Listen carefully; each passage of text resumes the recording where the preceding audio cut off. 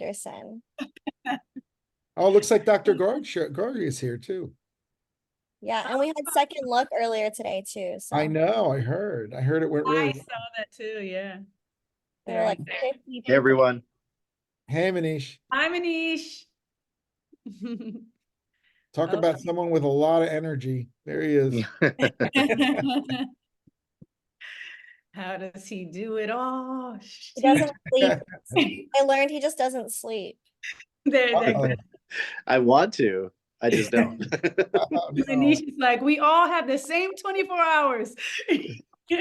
I just have FOMO. That's my problem.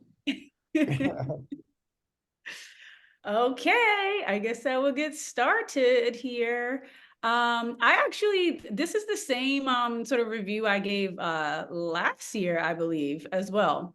And so it's just me and you, Destiny. It's very informal. You're like, cut me off at any time, like ask questions. I tried to think about some of the high yield things from the prior ITE exams and like board exam, OBGYN related, and just sort of included that in here. To be very honest with you, just like personally, I thought that the OBGYN section, at least the questions from the review and like the board exam were like really straightforward, honestly.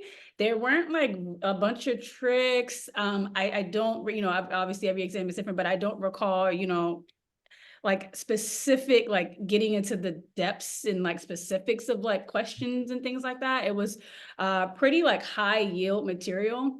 And I felt like the OBGYN section was like pretty really doable. So I'll just like get started from just like GYN sort of things and then go into more like OB and like postpartum. Hence, I have an example here. So let's get started. So, okay. Here. Oh, let me actually play. Can you see this, Destiny? Oh, you're on mute. Yes, I can see like your slides, but I can also see like the presenter mode. Is that what you Oh, it's want? in presenter mode. Yeah, I guess it's fine. Or you can do play from current slide. Like yeah, that. Yeah. okay. Cool. All right. So this is like not like, again, it's not really tricky. I really don't think the exam tries to trick you when it comes with like OBGYN things. And honestly, just overall, it's not like the board exam is not structured in a way like this is just from my perspective that it's like genuinely trying to trick you. They really just want to know if you know the knowledge. They want to know if you know the answers to the question. So we see this all the time. A young female comes in bleeding and abdominal cramping. You probably are going to see this if Oz is working tonight and over in RME, he's going to see this like 7 times at least. So what do you want to do first? Vitals. Vitals for. What does she look like? History, physical exam, all of it. Yeah, absolutely. And then what's the first like test or anything that you want to obtain? What do you want to know first about the patient? Vitals are normal. She looks fine. She's chilling in a chair. How much blood? Is she pregnant? Is she sexually active? Yeah, exactly. So you want to get a good history and like, exactly. You said you want to know first and foremost, is she pregnant? So again, her exam was benign. You got some labs, but you want to know first and foremost, anyone, young lady coming in of childbearing age, coming in with vaginal bleeding and abdominal cramping, you want to rule out pregnancy first. So you did the exam, you got some basic labs. She has a negative urine pregnancy. Now what?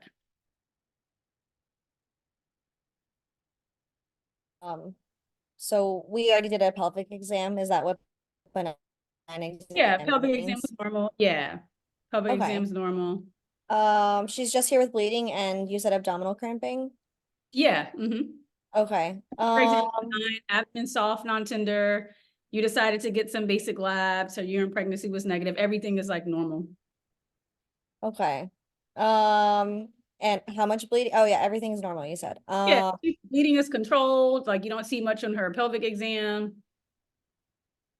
I feel like she's somebody who could follow up and get like OB, like transvaginal ultrasound. Yeah, I agree. Someone like this is someone like stable vital signs, right? Like their exam is benign. You're going to just have this patient follow up with OBGYN. There could be, you know, we break down like vaginal bleeding in terms of really like the age, and we kind of consider like childbearing versus like non-childbearing age. And so usually for like vaginal bleeding, we don't typically, you know, manage this, you know, in the emergency room, but you know, if AGS NSAIDs are typically used to treat vaginal bleeding and OCPs. And then depending on the age, and usually when you get over, you know, like postmenopausal or even in like your 45-year-old, 50-year-old range, you want to think about like endometrial hyperplasia and like cancer. And usually like on these exams, they'll make it very obvious that there's a postmenopausal woman that's coming in with bleeding. And so what is the main thing you want to rule out? Endometrial like cancer is like usually always the right answer for this one. So that's just obviously going to require like outpatient OBGYN follow-up, nothing that's going to be urgent in the ER, but you want to make sure that you instruct the patient that these are our concerns and, you know, the patient needs to follow up. Okay. Up to 20% of abnormal uterine bleeding is caused by this underlying condition. Oh, this was actually, I think, a question that I recall.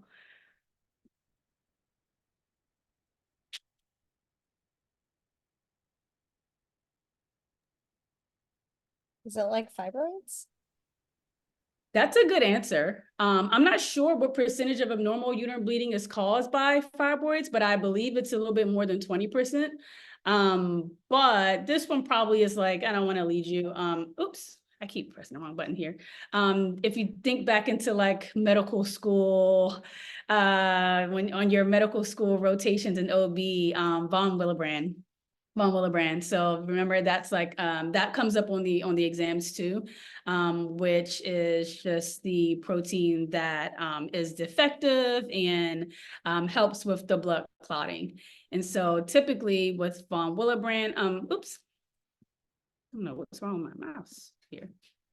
Okay. Von Willebrand. So yeah, so you want to just think about that. So I know there's some other symptoms or other stems in the question that may lead to like this answer. And so you want to think about just like epistaxis, right? And like gum bleeding, and heavy vaginal bleeding. Like when, you know, a young woman says, I'm bleeding a little bit more like during my like periods and menstruation. It's just something to like think about. I've actually oddly caught this one time. I didn't catch it, but I thought about it. And I said, I think you should follow with your primary doctor because she had all of this, like all those symptoms. And she actually ended up having von Willebrand. So that was like from residency. So it's rare, but it's there. And then just remember that the labs for von Willebrand, if you're sending like labs, like platelets, fibrinogen, all of those labs are going to be normal, right? Because this is just a dysfunction of the protein. And so it's not going to affect your coags or anything like that. So that may come up also if they ask for von Willebrand, what would the labs be? They may do like a fibrinogen up or, you know, platelet count down and things like that. The platelet count is unchanged. It's just a defective protein. And then other sources, like you said, fibroids, of course, uterine polyps, endometriosis is a big one, adenomyosis. Again, these are things that we tend to think about that could be causing bleeding, but obviously we're not ruling this out in the emergency department. Vaginal tears, postcoital bleeding. This is a good one too. And just want to think about just even like in real life, if you will, because I've actually caught a few of these, not getting like the full story being revealed to me, but like finding on the exam and then questioning the patient, probing a little bit more, and found out that, you know, and so vaginal tears can actually cause significant bleeding, even like postpartum also, which like drives me crazy. I'm like, ah. So just think about like vaginal tearing, postcoital bleeding can cause a decent amount of bleeding as well. So when you're doing your exam, you just want to look for that. And then in kids, pediatrics, you want to consider sexual abuse if you have a child that for any reason, you know, that's not near particularly that's not near the menstruation age that's having vaginal bleeding. You definitely want to consider that. And then what else do you want to consider in like a child that may be having like vaginal discharge bleeding while we're like off the top of my head while we're thinking about that? like toilet paper, like they could have left something in there. Yes, foreign body, exactly. That for sure has come up too. Foreign body. I've seen that also. So you'll get foreign bodies for sure. Okay. What is the treatment for this? This is another RME special. You IND it and then you put the catheter in. There you go, exactly. Nothing fancy here. Bartholin's abscess usually occurs at the 4 and 8 o'clock position. It's usually very, very, very tender and painful. IND, place the word catheter in for 4 to 6 weeks, which is important. Some people, I've seen patients return to the emergency room and to have the catheter removed, and some providers remove it and it's only been like a week or two and it's completely in place and they had it removed. It should stay in for 4 to 6 weeks. And so for this, you typically, word catheter and OB follow-up. And then do we use antibiotics for this? I think no. Yeah, I think no. I think that's the answer for board purposes and textbook reasons. But I think in real life, sometimes I've had OB actually offer or recommend antibiotics. I don't know the real time data on that, but usually we don't. We just IND it because it's just about source control there. Now, if you see an overlying cellulitis, which you can see as well, sure. So, if they show you a picture with just like an uncomplicated Bartholin abscess, that's typically, IND is fine. But if you see like an overlying cellulitis, I think it's reasonable to add on like an antibiotic for that. By the way, ward catheters are terrible. They are. They're like little erasers. They're made of rubber. When the They're thighs come together, they basically rip out the They come catheter. out all the Those time. things almost never stay in. They developed at Jacobi where I trained, they developed the thing called the Jacobi ring, which is basically a ring that you punch through the abscess. You drain the abscess, but this plastic ring, you insert it on one side with a needle, you come to the other side, then you pass a rubber tubing over it and tie it together, and now it's held together by Don't come skin, out. by the skin, and it maintains 2 tracks, 2 openings, so it can drain, and it works so much better. But everybody goes to the word catheter, which is this, if you've ever seen it, it's this little nubby thing, and when you insert it, you then blow up a balloon on one side, but I find they almost never stay in. And that's a good point. I was gonna say most of the time when the women return, it's because it dislodged on its own. Too soon, yeah. Too It soon. never stays in. Have you seen them, Destiny? I actually didn't see a wart catheter for a long time throughout my residency. Placed one at Cornell. Okay, perfect. Yeah, they're like those tiny things that they're like You know that. what they look like? They look like little rubber golf tees. Yes, that's the perfect. They're a little bit, they're broader at the top, and then or you know what? That park that they built near the what is it, the High Line? The with that looks like a whole bunch of pods in the water with the park. Yes, I know. I forget what it's called, but Yeah, It's Little reminds me. Island. Little Island, yeah.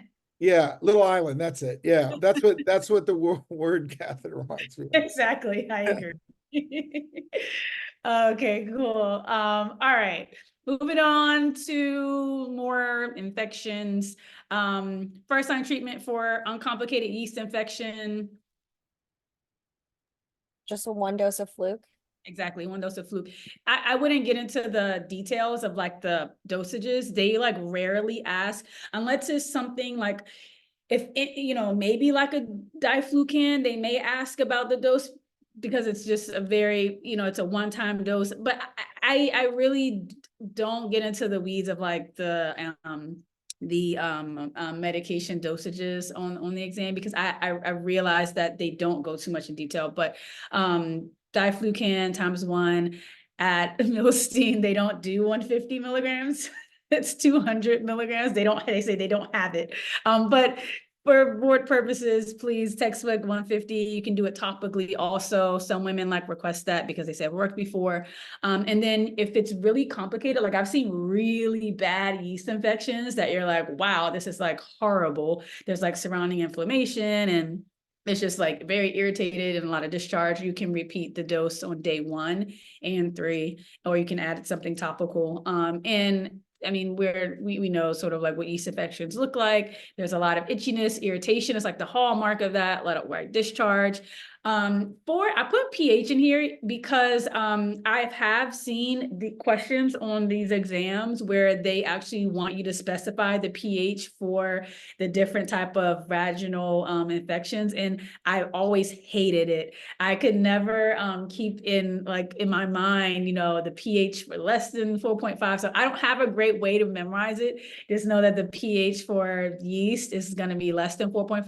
I have seen them have charts and want you to specify sort of like which one is yeast infection or BV and all the other ones. So just keep that in mind.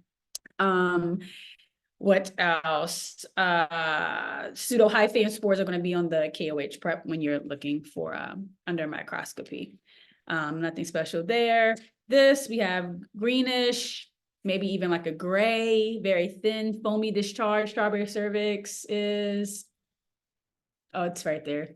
Yeah, it's Trichomoniasis is going to be on your wet prep. And the pH for this one, see, I forgot already. I think it's more greater than 5. Yeah. So the pH for, oops, I'm terrible with this. The pH for trichomoniasis is going to be greater than 5.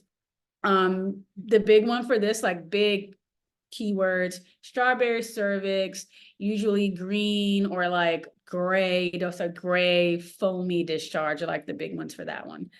And then the treatment for this one, for trick. Flagell, exactly. Easy. Flagell, you can do a one-time dose. Again, this is just more like for your real ER life, or you can do the 500 BID times 7 days. I've seen both be just as effective. And so you should warn your patient about what when taking Flagell? Drinking. Yes, exactly. Drinking, because it has that disulfiram reaction, which makes you feel like crap if you take Flagell and drink together. And then also Flagell can also treat BV, bacterial vaginosis. So a couple of uses for that. Antibiotic treatments. So moving on along, I left off like chlamydia and gonorrhea. I think that's actually I may have added that, but urethritis, STDs, STIs, chlamydia, gonorrhea, the more common ones that we treat. And so the complications from that are obviously like your pelvic inflammatory disease, and that can cause a TOA, tubal ovarian abscess, which is a diagnosis just in real life that you should continue, like really keep on your radar. We've had just from a quality, like safety, like perspective, we've had a few like TOA cases that were like kind of missed because they weren't really like thought about, honestly. So just keep that on your radar. But if you have a patient who has urethritis, you want to think about PID. And typically, this is like the antibiotic regimen that we use. Ceftriaxone and doxy is fine. And then if the patient is being admitted, you want to think about your cephalosporins here. These generally don't change from like exam to exam from what I can remember off the top of my head. But yeah, ceftriaxone doxy is like your PO regimen for uncomplicated PID. This is actually on the exam. I've seen this on the exam. So a rare complication of PID besides TOA. Oh, are you talking about the liver thing? Yes, Yeah, the liver thing. you, Curtis. Yeah, that one. Yeah. Oh, who was that? It's Guadalupe. Guadalupe. Oh, hi. Hey, how are you? Good. I didn't see anybody else on. Okay, cool. Yes, Fitzhugh Curtis. I actually saw this in my medical school, like ObGyn rotation. It's kind of crazy. So that's basically from an ascending pelvic infection, usually due to chlamydia, and it causes like pericapsular liver capsular inflammation.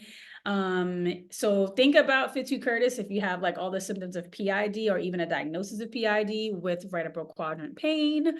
And the way that you definitively diagnose this is, do you guys know how? You may not, because it's like not that intuitive, but it's actually by direct visual laparoscopy. So OB actually has to go in and like visualize with a camera. And so we had a patient in my medical school, and we did that. And you literally can see, do I have a picture? No, I don't have a picture. It's like something I'll never forget in my life. You literally can see the adhesions from the abdominal wall extending to the liver, like literally just adhesions coming down. So that was kind of crazy to see. Cool. How would, if in your slide said like it can be associated even without the PID symptoms, so like how would somebody even? Oh, yes, that's a good question. So yes, it can be. And so this actually was the case with our patient. She just had like continued right upper quadrant pain. She just had pain. Her vaginal symptoms had gone away. And I don't know if they were just dormant or they just, she wasn't having any more continued vaginal discharge, but it was completely untreated. And this was just from the history from her, completely untreated, like PID or probably like a urethritis or something. And like several months later, she was having this ongoing like abdominal pain in the right upper quadrant area, but she didn't have vaginal complaints like in anything at all. And so basically OB like decided, they thought about that and they actually made the diagnosis based on that. So that's what I mean by like it doesn't necessarily always have to be associated with those like classic PID symptoms. It usually is like an untreated, prolonged like course. It's not something that you're typically gonna just pick up right away. It's something like that you have to sort of think about later on down the line. But yeah, that was like crazy. What else? Okay, so moving kind of out of infections. What time is it? 'Cause I know Jason's coming on 9. Okay. Cysts greater than what size is increased with risk of torsion? This is like a big question that you guys should know.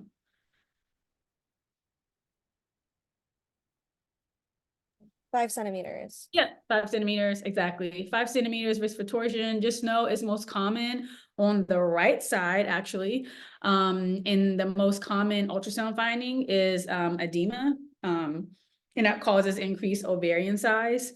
Ovarian torsion is tricky. Obviously, we all know, like you can have intermittent torsion as well. And there's like a dual arterial supply from the ovarian artery and I think the uterine artery that supplies the ovary. It's dual arterial supply, so it can be like tricky to make, so you can see flow even maybe when there is some flow cut off. So it can be like very difficult in some instances to make the diagnosis if it's not like, a classic presentation.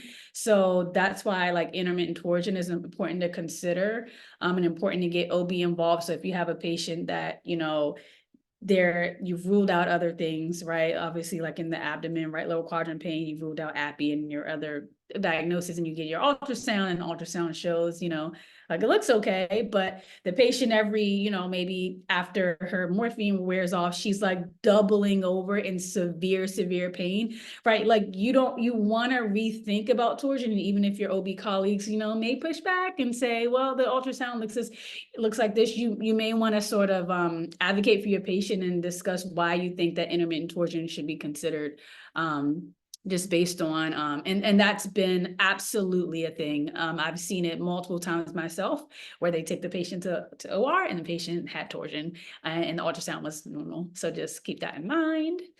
But yes, the diagnosis is going to be made typically with ultrasound, but keep in mind like clinical, also stat OBGYN consult, these patients go to OR easy.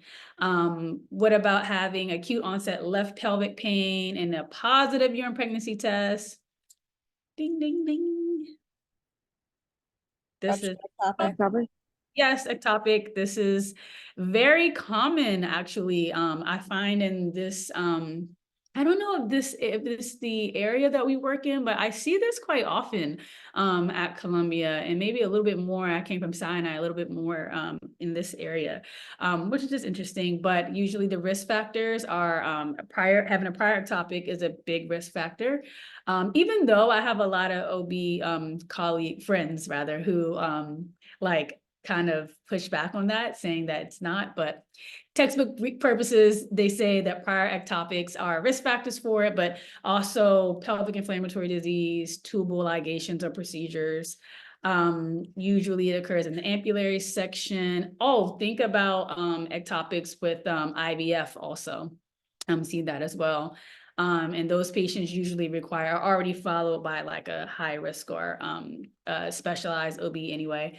These ectopics, as you all know, can either receive medical management, but there are specific indications that the patient will require operative management. And so some of those are if there's rupture of the ectopic, if there's fetal heart tones, greater than 4 centimeters and a beta greater than 5,000. And then if you want to be very, very, very careful to give these patients the medical management route if they have pre-existing renal or liver disease, because of the medication that you're giving can cause elevations in your LFTs. And those patients often need to be very reliable in terms of like returning back for follow-up if you're giving them like methotrexate or other medications for ectopic medical management, because they have to be followed because of those reasons. So I would push back to, depending on the patient's social, situation, that may be another reason that they, may require operative management for ectopic. But the main thing is just to keep in mind some of these, there are different reasons why patients should receive operative versus medical management for ectopic. Very, very big, very, very common, very, very important to rule out. Usually when a patient comes in of childbearing age that has abdominal pain, that's the number one diagnosis that we're ruling out as an ectopic pregnancy. So pregnancy test that's why we all screen pregnancy tests when the patients hit the door. We really want to know that. Okay, moving right along. First trimester, so now we're getting to our preggo ladies. First trimester, vaginal bleeding. We have no IUP on our exam. And her beta is 900. What do we do now? First trimester bleeding. We looked for an IUP. We don't see anything. Beta is 900. So either concern for an ectopic, or if she had a known IUP and it's now gone, then we'd be concerned for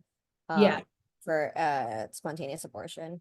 Absolutely, exactly. So I agree. So it's either going to be an ectopic. Honestly, it's an ectopic until proven otherwise.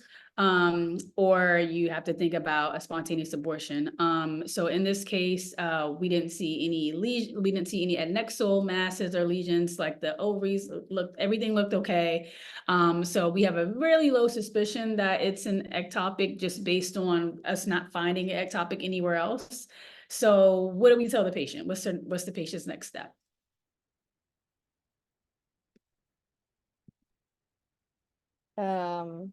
Beta list. Follow beta.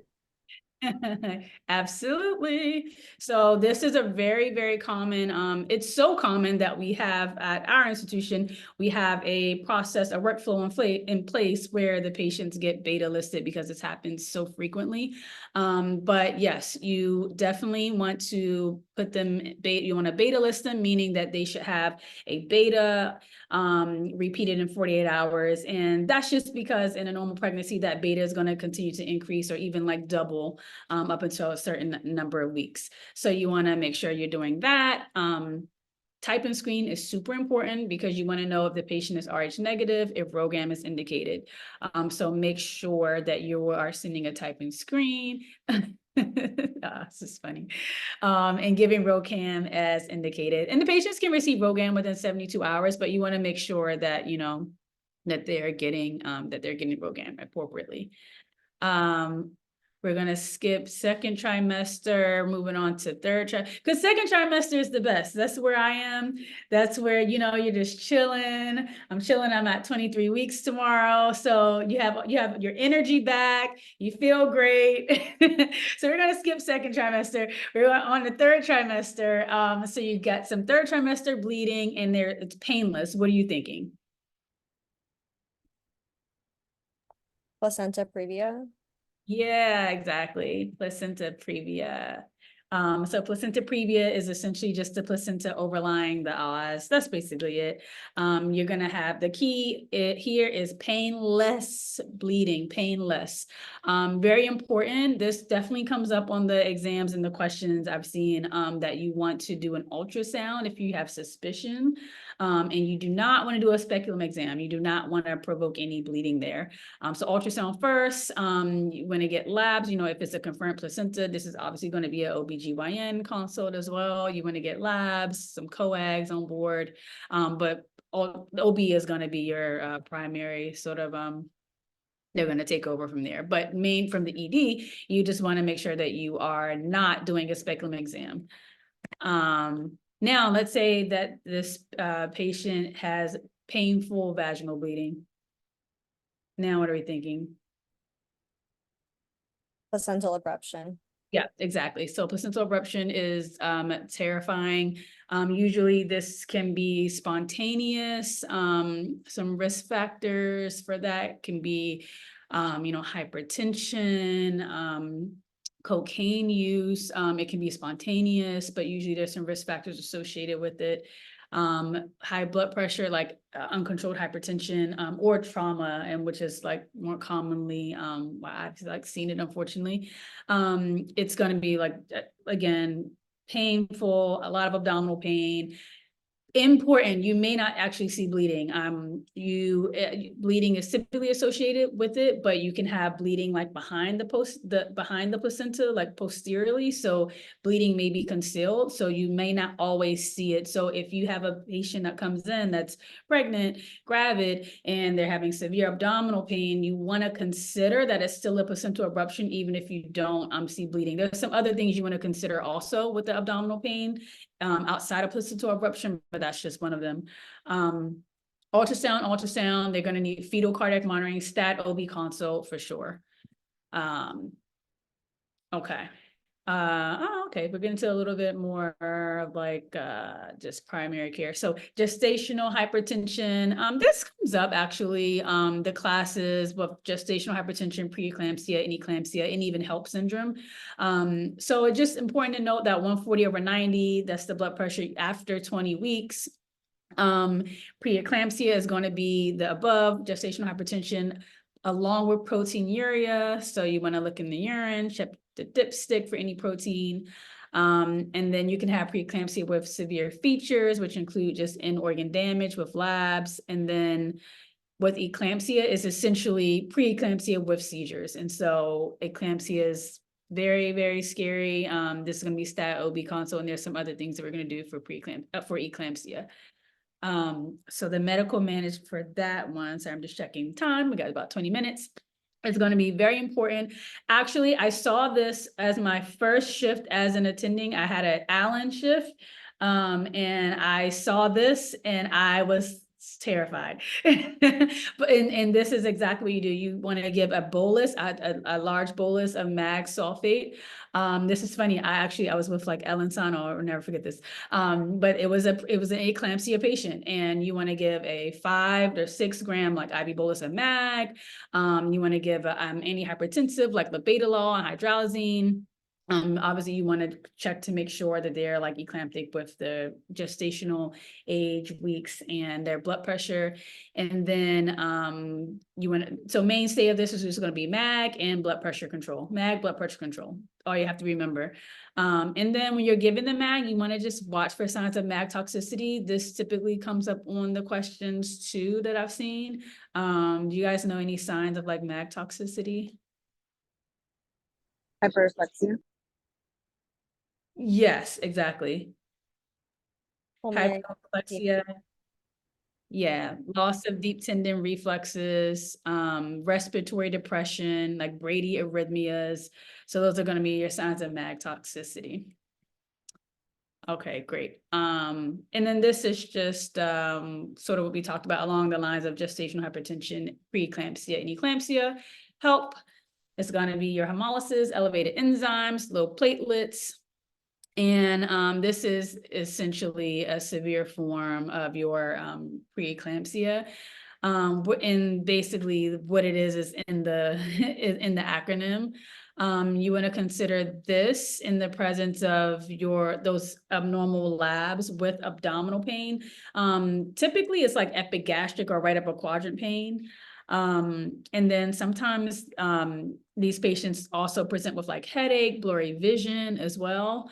And so the treatment is the same for preeclampsia. The mainstay is just going to be your blood pressure control.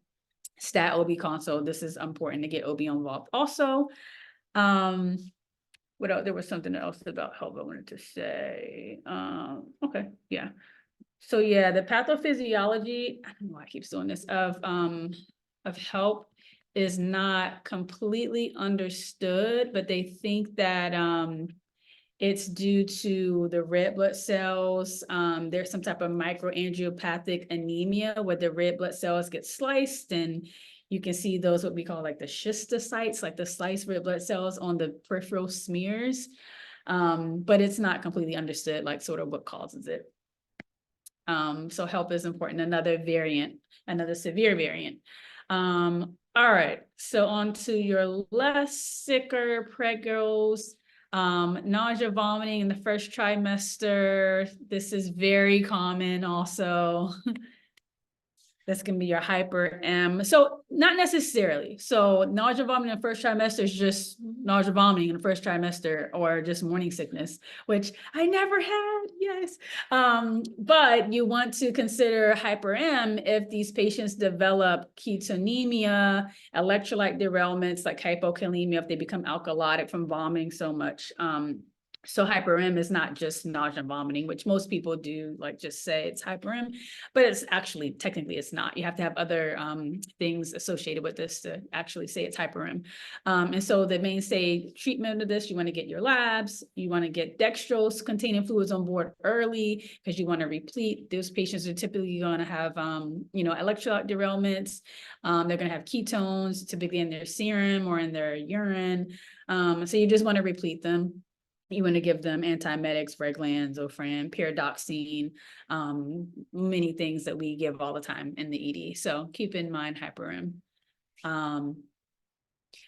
Premature rupture of membranes. Oh yeah, okay. Is associated with what infection? So back to, I think you said it, Destiny. Endometritis? Is that Close. For you, I mean, Yeah. oh, go. You're right. Close, exactly. So yeah, so if you have prolonged or premature rupture, it increases your risk of having choreo, amnionitis. So endometritis is actually coming up, but close. That's going to be sort of like after, usually like after a C-section. And this is due to an ascending infection. There's some treatment options there.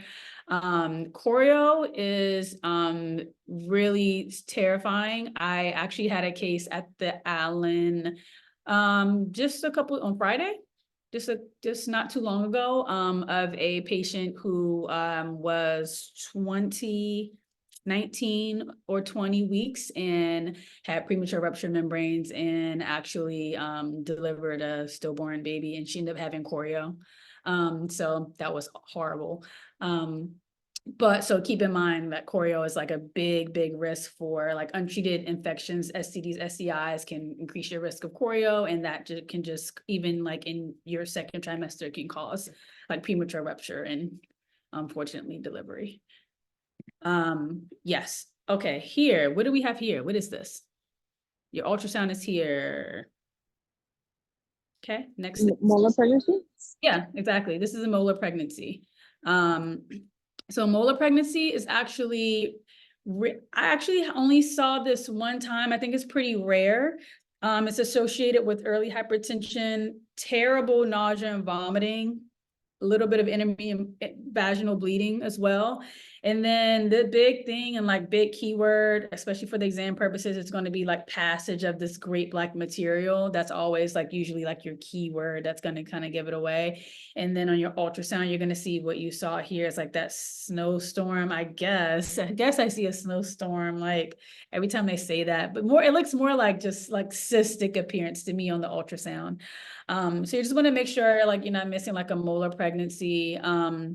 I actually, when I was like reviewing this last year and was like making some of these slides, I forgot that, molar pregnancies are really associated with like terrible nausea, vomiting. And so when I think of like our hyperemesis patients, sometimes I think like, should I just like put a probe, even if they have a confirmed IUP, sometimes I always wonder like, should I just put a probe in them just to make sure I don't see anything like a molar pregnancy, just to make sure. So just something to consider.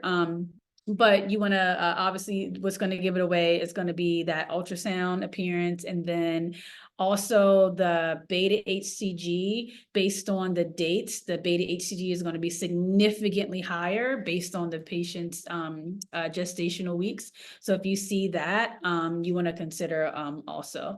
So if the patient has like betas in like the hundreds of thousands and they're only, maybe 7-8 weeks or what have you, you want to consider like maybe something may be off.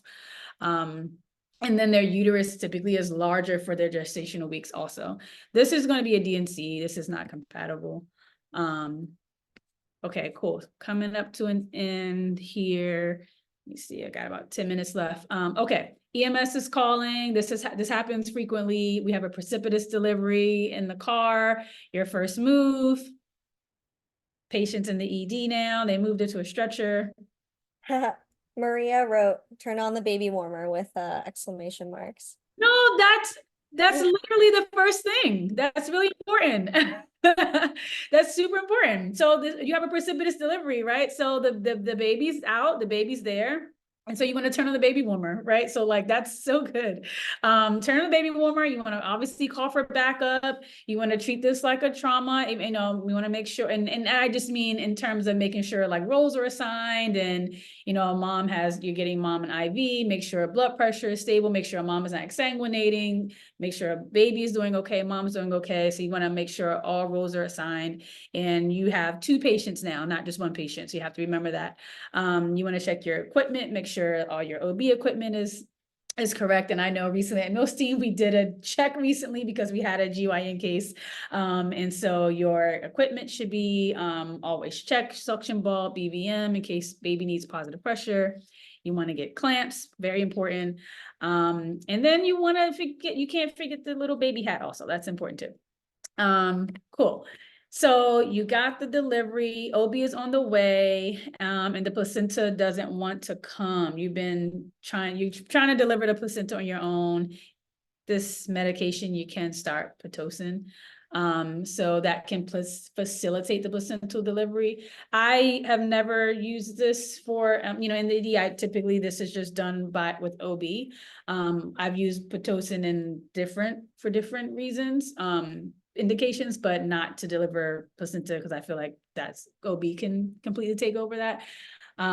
Unless there are specific cases, if you're working out in the country where OB is like 30 minutes away from the hospital and, they're not in-house, you may have to. So just to consider Pitocin, but more importantly, Pitocin has a role in postpartum hemorrhage. And so this is like the dosage that I typically always have to review. So don't really worry about the doses of Pitocin. Okay, so you delivered the baby and you have you delivered the placenta, but the mom is bleeding a lot. What's the first thing you want to do? This definitely comes up on the boards and questions exams. Uterine massage. Yes, exactly. You want to do a uterine massage. So we're thinking this is like uterine atony. And so I love that. So you want to feel for the uterus. It's obviously going to be enlarged and it's usually just going to be like sort of boggy. So you want to do a uterine massage, bimanual massage. And this is in this case, if that doesn't work, you can also start IV Pitocin, which is going to help with the contraction of the uterus also to compress those blood vessels. There's some other medications also that you can use. This is obviously should be, done in conjunction with OB, but, again, let's say like OB is like, I'm on the train and we're stuck underground and you can't talk to OB and they're away somewhere and it's just you. This is going to be your go-to. You're going to go ahead with IV Pitocin. Obviously, if the patient is bleeding out, exsanguinating, you want to activate massive transfusion. You want to transfuse the patient as needed. And then I kind of alluded to this earlier, Destiny, if there's a lot of vaginal bleeding despite good uterine tone and size, you want to think about what may be going on. So trauma, I think, is the one that you were Yeah. saying you don't like. Otherwise you can think about tissue and then like if they have like bleeding disorder. Exactly. Absolutely. Perfect. Exactly. So you want to think about like lacerations, trauma. Yep, you got it. Exactly. Okay. A term pregnant lady. We're just gonna fly through this. Says she needs to push, but you palpate a pulsatile cord. Next step. What is this? Tell her not to push. Yeah, tell her not to push because what's going on?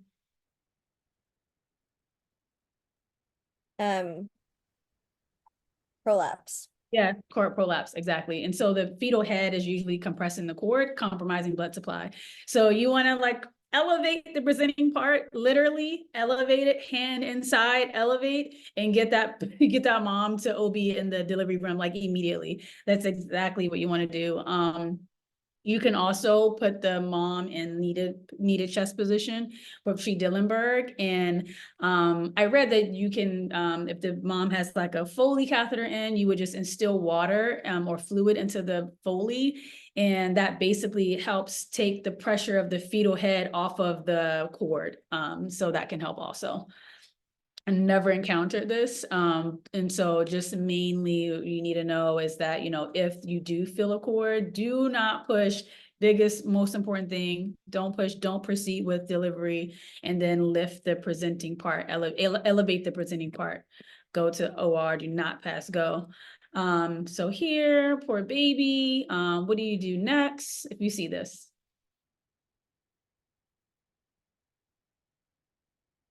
That's just Maybe umbilical. try to take it out.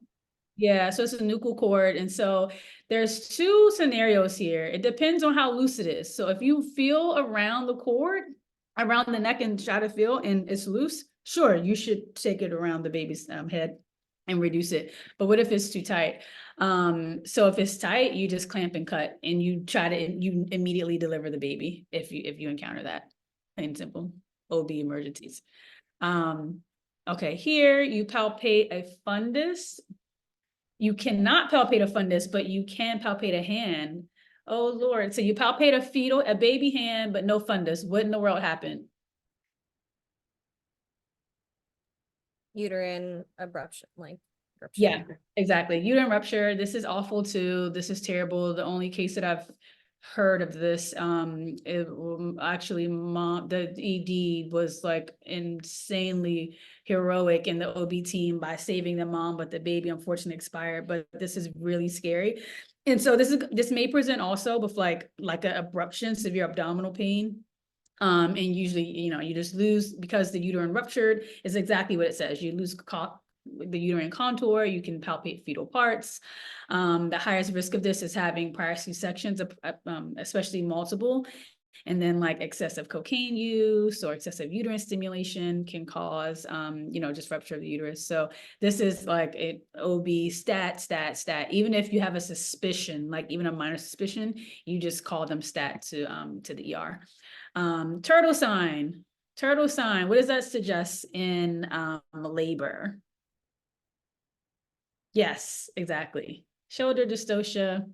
And so usually shoulder dystocia is just when you have that anterior fetal shoulder that is just not getting through the pelvic outlet region.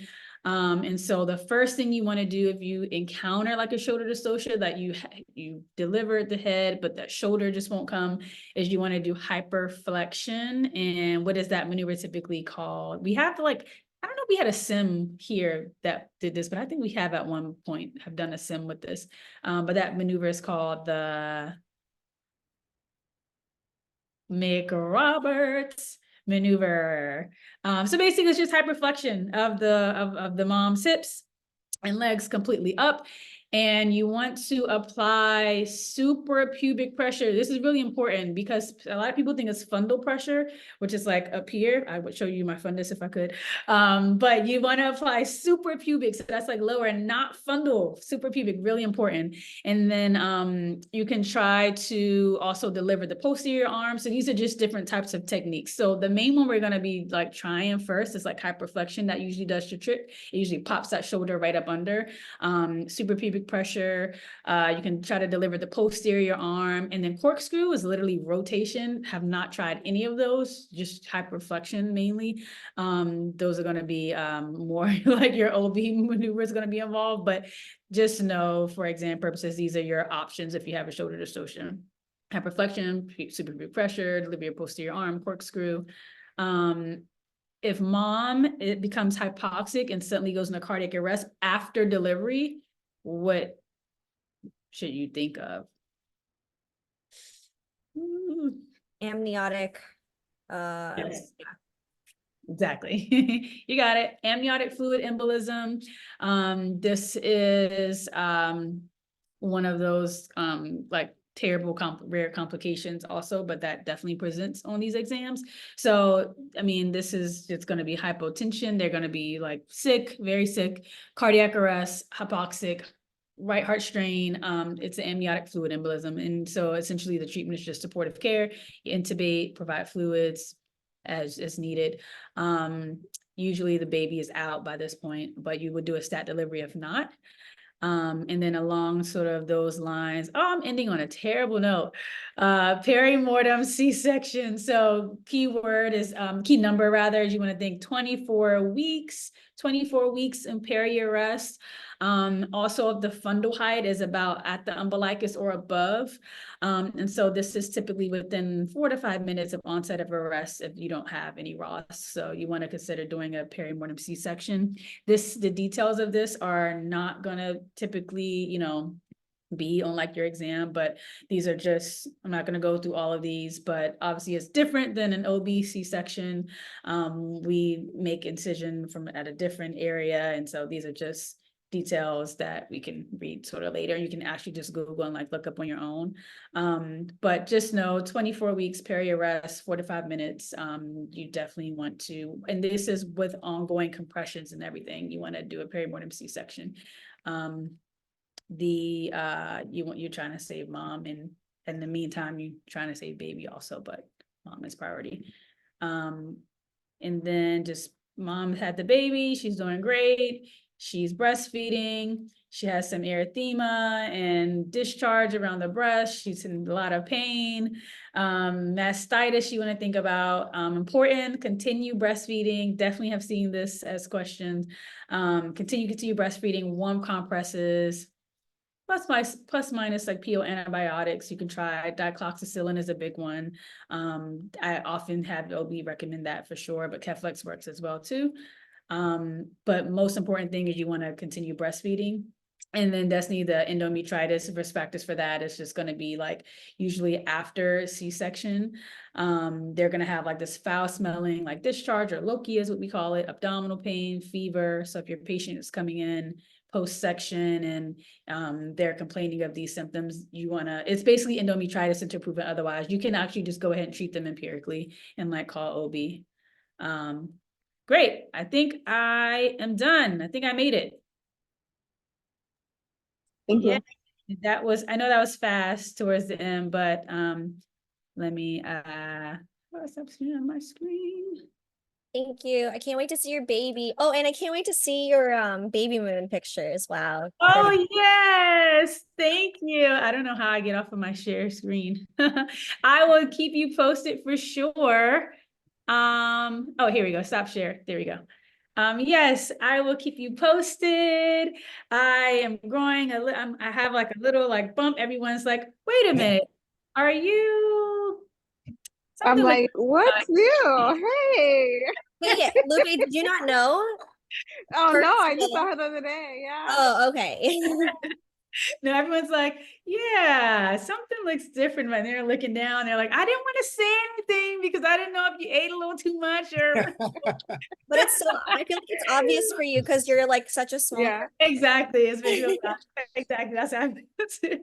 But thank you guys for being for participating and for listening to me. I'm gonna let Jason Hill. Jason Hill's on. Jason, how are you feeling? I'm good. Oh man. First of all, can you hear me? Yes. I'm okay. Are you talking about when I had to call out the other day because my Yeah, uvula was I stuck know. in my I throat? saw bro, you literally had an airway obstruction. Yeah, no, I was afraid to go to the ER because I thought they were gonna like intubate me, but they Like, did no, not. it was terrifying. What Yeah, happened? no. I got a before and after picture. No, you It's have crazy. this is nuts. Yeah. I Was woke it up and literally allergic reaction to nuts or? yeah, I have no idea. It was the weirdest thing. I just woke up and I thought I had this phlegm in the back of my throat and like I couldn't cough it up. And I looked in the mirror and what I was feeling was the uvula on the back of my tongue, like the size. Like I opened my mouth, all I could see was the uvula. And I tried to talk and I just gagged. So Oh then I my. called Tim Tam and told him between gags that I couldn't come to work. But then I went and I got a dose of Dex and like 3 hours later, I was great. Awesome. I was when Hey, I saw the where picture. did you get a dose of Dex? Mount Sinai. Yeah. I tried to call you, Oz, to phone it in for me. You know, my docs. I would have referred you to Weill Cornell Medical Center. Oh, thank you. I can't afford it. Thank Congratulations, Tosh. you. Thank you so much. Thank Do you you. have like all this free time and a good sense of self and, you know, all Yes. the normal things that come with babies, lots of reflection, Look at, she's personal growth. glowing. A She's lot. glowing. A lot of progesterone and estrogen. Thank you Yes. guys again. I'm glad Thank you feel you. better, Jason. I will see you guys soon. Oh, Guadalupe, I will text you. Okay, sounds good. Bye, Talk to you guys. soon. Tosh, I need you to text me too about which M&M case I'm doing. Oh, yes, I got you too. I'm looking up cases now. Don't worry, I got you. Okay, bye. Bye, guys. What's up? Ooh, I just got back from a week of skiing in Telluride. Wow. Do you have pictures? Got some pictures. You know, here I got. Look at. I got my best buddy from high school with. I don't know if you can see this. Hold on. Wow, this is terrible. Let's see. It's Really okay. I'll ask you when I see you it next. couldn't be worse. Anyway, that's also with Raleigh Todman, who ditched her baby to come hang out with us. It was great. That's her crushing it at pool. Wow. Pool shark, huh? Cool kids. Cool I heard kids. she was a naughty kid. You heard she was what? Naughty. Yeah, maybe, or just Yeah, like she I feel told like me. Jay Hill has a different barometer than you do. Honest. You're probably right. wild. Because I do refer to Jason as naughty as well. Oh, sweet. What does that mean? I mean, like, where Naughty. the Jews weren't getting like we're getting coal for Christmas or something? We're the what? For the Jews who are getting coal for Christmas? I don't know what that reference is, but I'm gonna leave it alone. Naughty, Guys, naughty, this nice. is I'm being leaving. I'm recorded not and posted touching on it. YouTube, Look Oz. like Santa Not Claus. You should know touching these things. If you notice, I said nothing. Said nothing. All right. All right. All right, hit it. Wow. I think maybe it was because you guys are do adventurous things. I think that's what they're referring to. That's right. Super adventurous. This was tame by our standards. There's like almost no backcountry to get into. The tree line was almost too dense to try to get ourselves hurt on. So it was fairly mild by our typical standards. So this is why I have all my appendages still. Which is grand. No Anthony Wonderful. this You year. stay alive once again. Barely. But we did get to talk about a whole lot of fun wilderness, worst case scenario, everything goes to hell. Like the Scenario? gondola breaks. Yeah. Which is very fun. Anywho, we're here to talk some trauma, ITE. And what do we have? We got 3 entire residents and maybe Manish. So Destiny, you're the only one who's like live and so I'm really just gonna pretend like I'm talking to you guys. Um, Well, I'm uh, talking too. My radio's not on, but I'll turn it on a little bit once I eat. yeah, you just seem like you're very still on the screen. I don't know how you do that while It's a eating. picture. A lot of Botox, I think. So, trauma. I've given this talk the last couple years, and you know these in-service training exams they're tricky because you like what you want to do is you want to like teach actual like useful things, and a lot of this is useful, but there's this also weird world of like what's on the exam and what are the most important things and what are the things that they care about, what are the high points, and some of these things, not many but a few of them are just like also bad medicine. So this is a lecture that is mostly it's good information but it's geared all toward the test. And pull it up here. And the way I put this together, you guys can see my screen, right? Oh, We oh, see man. everything. Oh, everything is fine. Nothing hidden. There we go. All right. So the way I put this together is I looked through a few years ago, like a whole bunch of like Rosh review, the what did we used to use, Oz? It was something else with a different name. Anyway, it doesn't matter. There are like 5 or 6 different board review books. Was it Peer? Peer. Yeah. Peer 7, Peer 6, with a number of different questions, different styles of questions, and different focuses. And I tried to like look through all those and get a sense of the sort of things that they cued on the most, like the things I saw come up over and over again. And that's the point of this lecture. So this lecture is all about this. Anyone know what this is?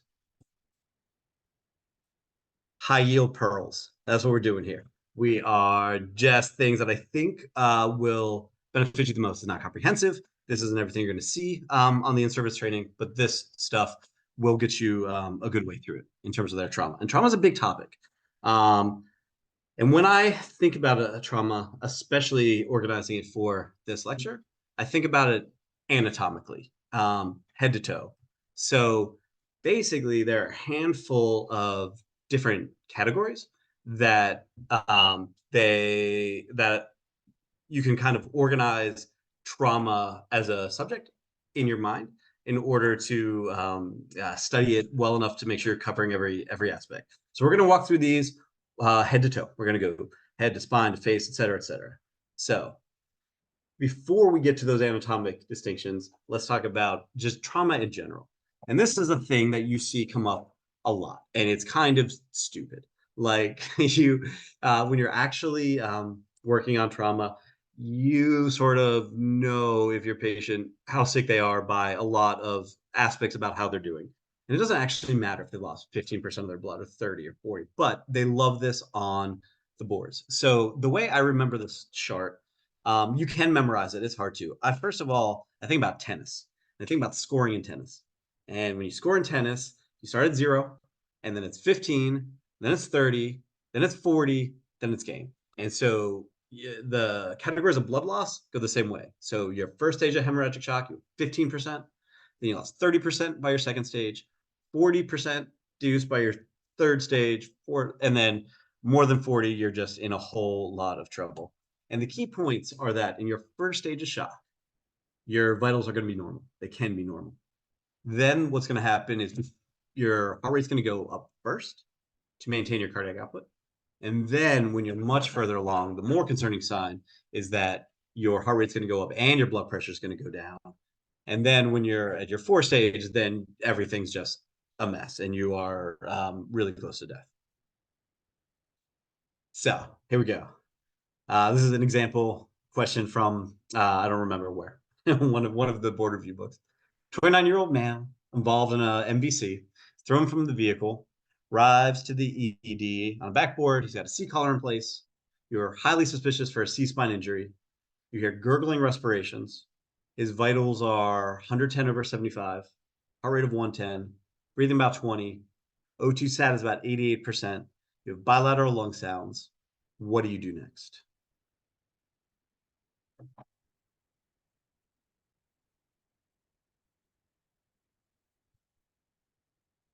Change out the C-collar and then do an airway. Keep the C-collar, do video assisted laryngoscopy, put him on a non-rebreather and get a C-spine film, take off the C-collar, maintain inline stabilization, and get a definitive airway. D. D. Did I hear a B and a D or a B and D? Delta. That is correct. This is pretty straightforward. This is the first one's wrong because semi-rigid collar is not a thing that exists. The B is wrong, even though it's quite possibly what we would do in real life.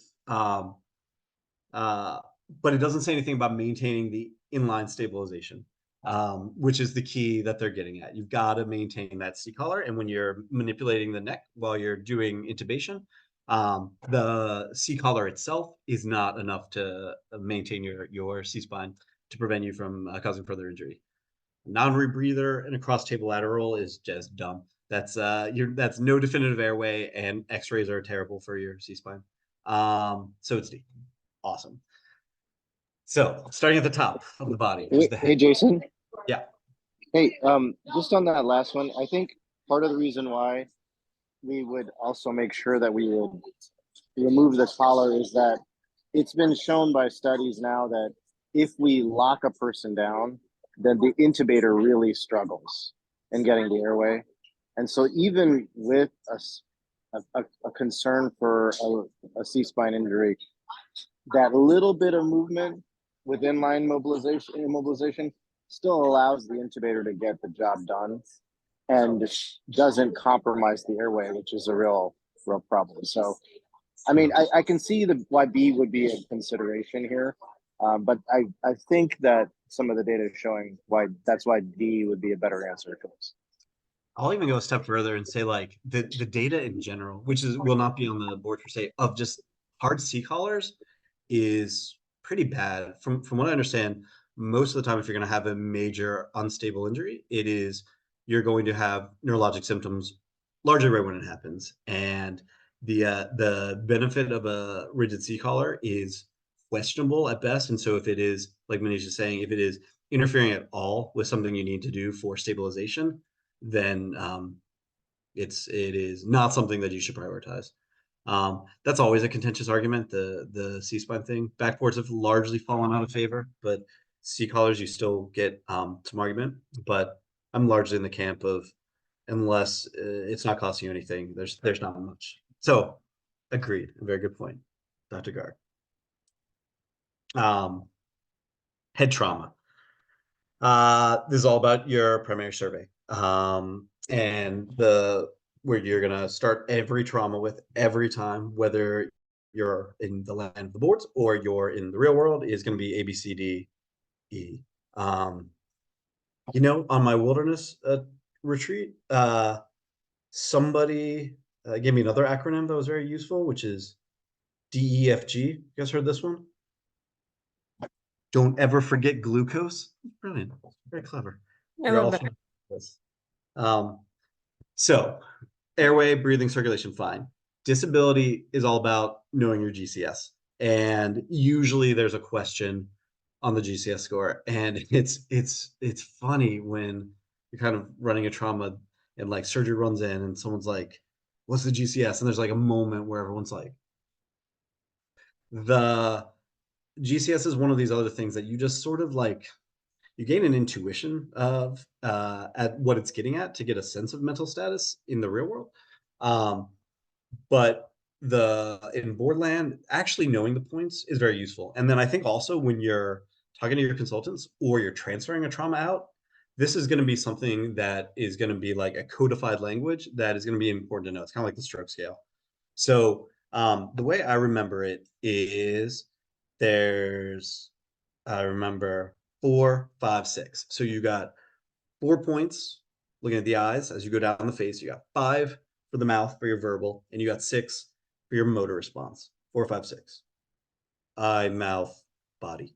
I'm not going to go through. You can do that on your own time, but this is the way I always remembered it, and it worked pretty well for me via the boards. Remember that you get a minimum of 3. There's no 0. It's like going to Dartmouth where grades don't really matter. You get a point for doing nothing. There is this subtle difference that people forget between decorticate and decerebrate. Decerebrate is worse, and the main difference between the two, so this is like just about the worst kind of motor response you can get, but the flexion and extension, where you get flexion and decorticate, where your cortex is out, but your decerebrate, your whole brain is out, you get extension. That only applies to the arms. And this is a subtle point that I've seen them pick apart. The legs are flexed in both, so it's just the arms. All right, so head trauma. There's this increasing degrees of severity, the kind of injuries and the kind of symptoms that you get when you get bonked in the head. They love scores. They love Nexus. They love Canadian C-spine. They love the CT head rule. This rule, I think, is a super useful one. I use this a lot in my common practice. This is the decision rule that helps you figure out whether or not to get a CAT scan in somebody with head trauma.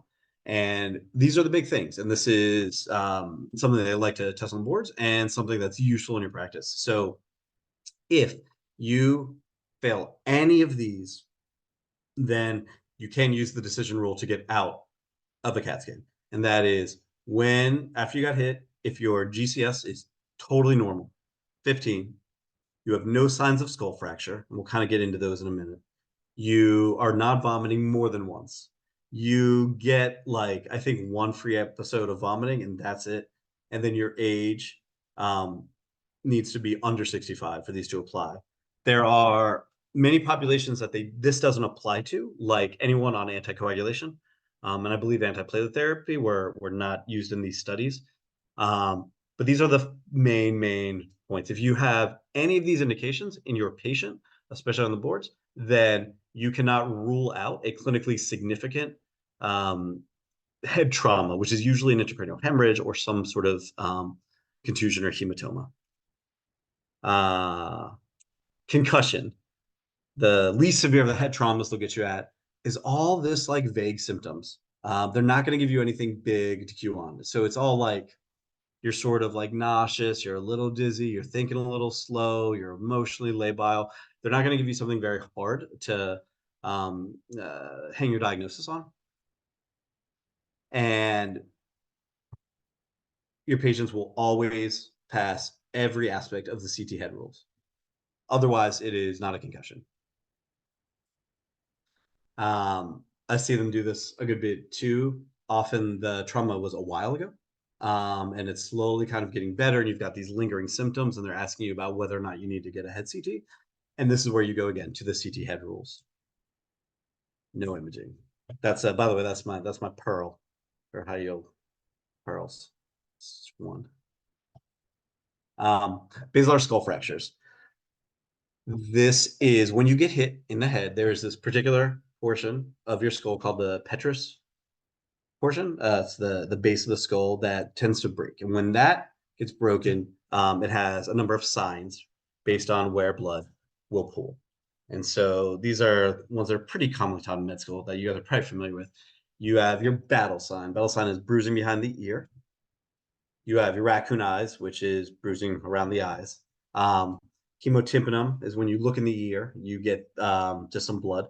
And then this one, which is the CSF otorrhea, which I remember being in residency and never really understanding what this picture was until I was a senior. So basically, if you've got someone who's got head trauma and they've got fluid leaking out of their nose or their ear or wherever, and it's bloody, then you can have blood, you can have trauma to your ear, you can have trauma to your nose, you can break your nose, and that can be bloody. And the way you tell that it's a more serious injury is you let that blood drip onto usually a piece of gauze, which is what this is down here. And the blood will spread out to a certain point. But then if there's a CSF as part of it, if you've actually had a skull fracture, then the CSF will leach further because it's less viscous, and you get this secondary ring around it. So this is blood and this is CSF. And if you get this double ring, that's much more concerning than just seeing blood. Any of these, none of them pass the CT8 rules. They all need imaging. Where this breaks, the signs are the pretty easy, low-hanging fruit. The harder questions they like to ask are which cranial nerves get involved when you have trauma in this area. And so these are the big ones. It's in order. It's 3, 4, 5, 6, or sorry, it's 3, 4, and 6 for the ones that do the eye. 5, not so much. You don't get too much trigeminal. And then it's 7 and 8. So your symptoms will go together. So 3, 4, and 5 all do your extraocular movements. 7 is going to mostly do facial droop. Your sensation will be okay, but your motor will be affected. And then 8 is going to mostly affect your hearing.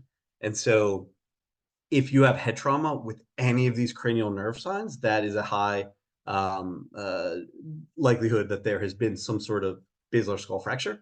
And those nerves have gotten entrapped, and you've gotten like a peripheral cranial neuropathy because of, or a cranial neuropathy because of this.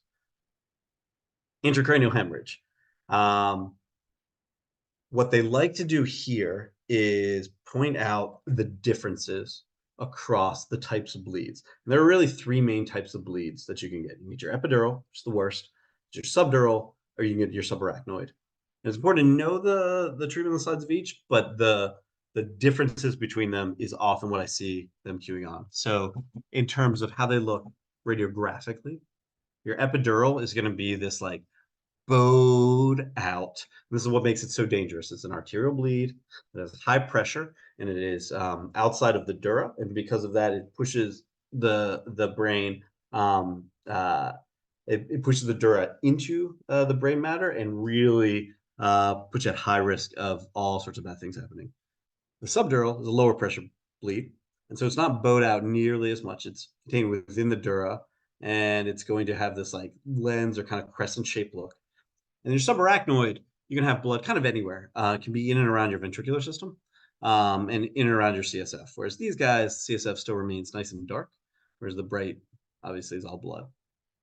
Clinically, your epidural is going to be classically, it's going to be someone who had head trauma, often lost consciousness, and has this lucid period. They feel fine.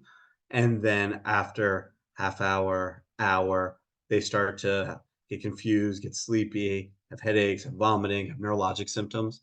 And that's really how it goes. This is like Liam Neeson's wife, I think, was a very classic case of like she was, I think, skiing. She hit her head. She lost consciousness. She felt fine. She didn't go to the hospital. And like an hour or 2 later, she started getting altered. And then by the time they rushed her to the ER, she had was essentially herniating. Your subdural is going to be a little more indolent. This is going to be your older patients who fall, your alcoholics who fall, who have like a shrunken brain. And it's not necessarily the impact itself. It can sometimes just be the whiplash of like falling and not hitting your head, but snapping your head back as you catch yourself. And then your subarachnoids, and these are different than your spontaneous subarachnoids. These are anybody. So when I've had patients who have had subarachnoid bleeds, what I find more so than the headache itself is they complain about their neck. Their neck is just like hurting. It's so sore back here. And it's the same idea as meningitis, is that the subarachnoid space gets super inflamed and irritated by the blood, and that gives you this meningismus. And so in addition to the headache, you've often got this like sore, stiff neck, and it's really painful when you try to flex it. In terms of vascular supply, your epidural, this is our arterial bleed, which is why it's such high pressure and why it's so bad right on your middle meningeal. So the temple hit is terrible. Your subdurals are the bridging veins, which is why they're more indolent. They're slower to fill up. You have more time before you're putting pressure to herniate.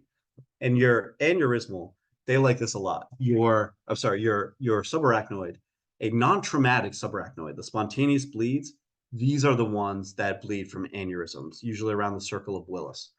But in trauma, there's no vessel that's more likely to bleed than any of the others. And they love to trip you up because we know this association of circle of Willis, aneurysm, not applicable in trauma. And then the treatments, epidural, you do surgery. Subdural depends on how they're doing clinically, but you're going to call neurosurgery. Same with a subrac. The only one that you definitely needs to go and get pressure relief is going to be the epidural.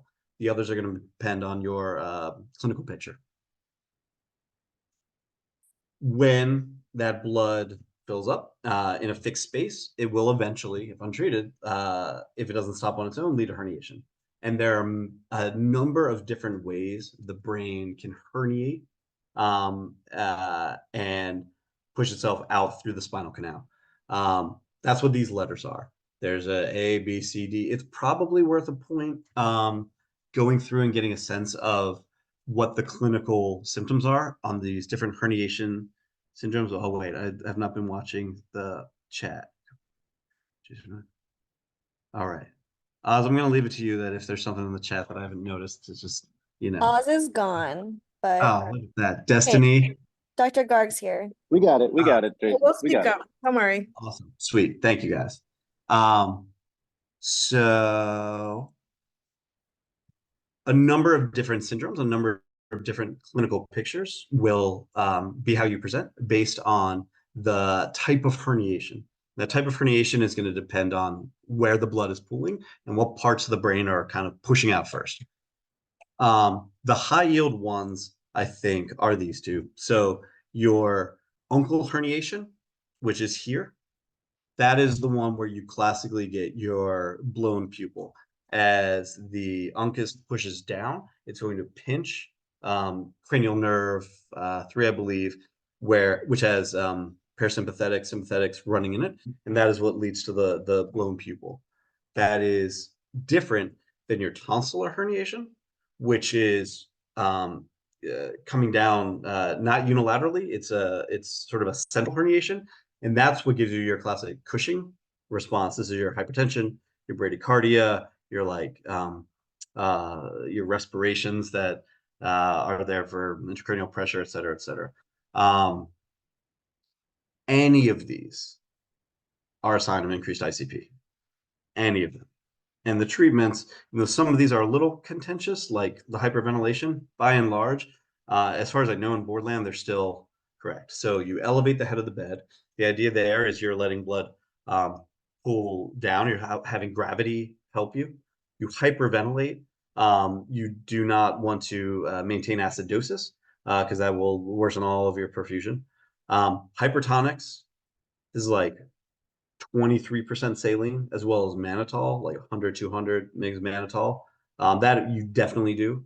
I had a guy in Area D herniate on me, and like in real time, and it was shocking how like 2 big boluses of 23% saline and 200 milligrams of mannitol, he went from a blown pupil and totally unresponsive to at least a normal pupil and kind of moving.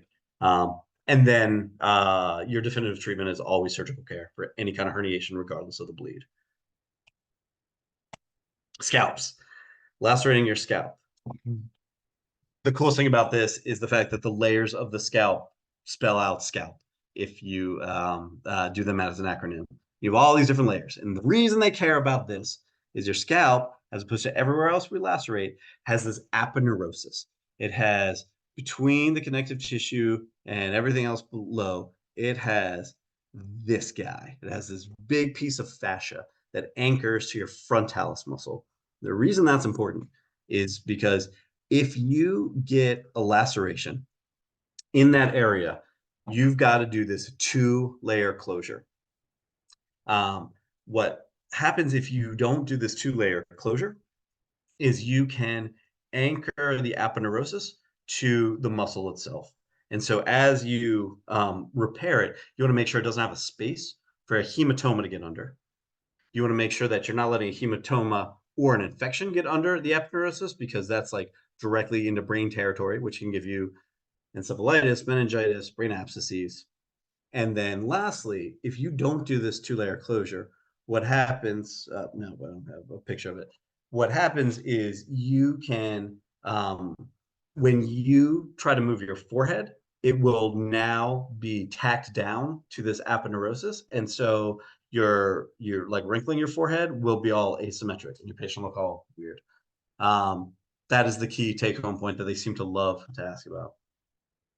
Going for it. I love this picture because it's like every patient I've ever seen with a C-collar on.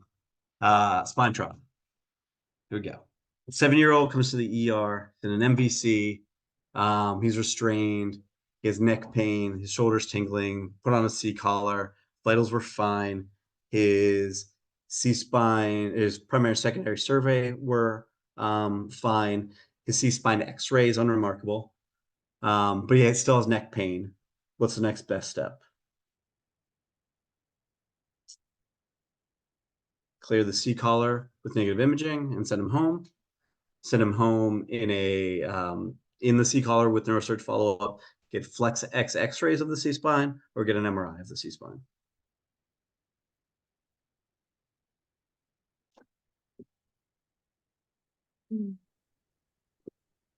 I mean, I don't know.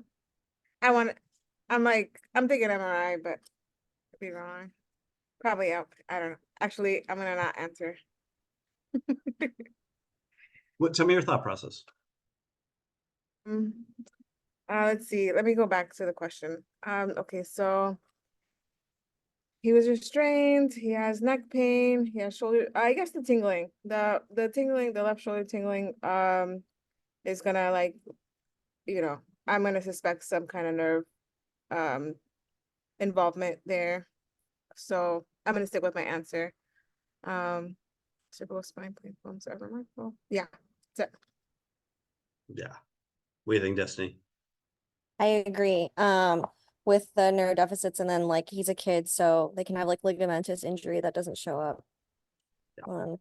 The big points on this, that's correct. The big points on this are that if you have normal imaging and you have a normal primary and secondary survey, but you still have pain or you have any kind of neural deficits, you're not done testing. Doesn't matter how great they look or how minor the deficits are, you are not done testing. And I'll say without a doubt, if you have any neuro deficits, then you have not ruled out all sorts of other injuries that we don't see. Like X-rays are great for looking at fractures in people that don't have a whole lot of like arthritis, which is most young people under, I don't know, 20s or 30s. As you get older, X-rays aren't as good for the C-spine, which is why we do CTs. But X-rays and CTs are terrible at seeing. They don't see the spinal cord. They don't see any of the nerve roots. And so there are many other injuries that can happen. And what we chew on clinically is pain and neurodeficits. Practically speaking, pain is tough because most of the time you have just muscular injury and like whiplash. But in the world of the boards, if you still have any kind of pain, then something you have not ruled out the serious injuries.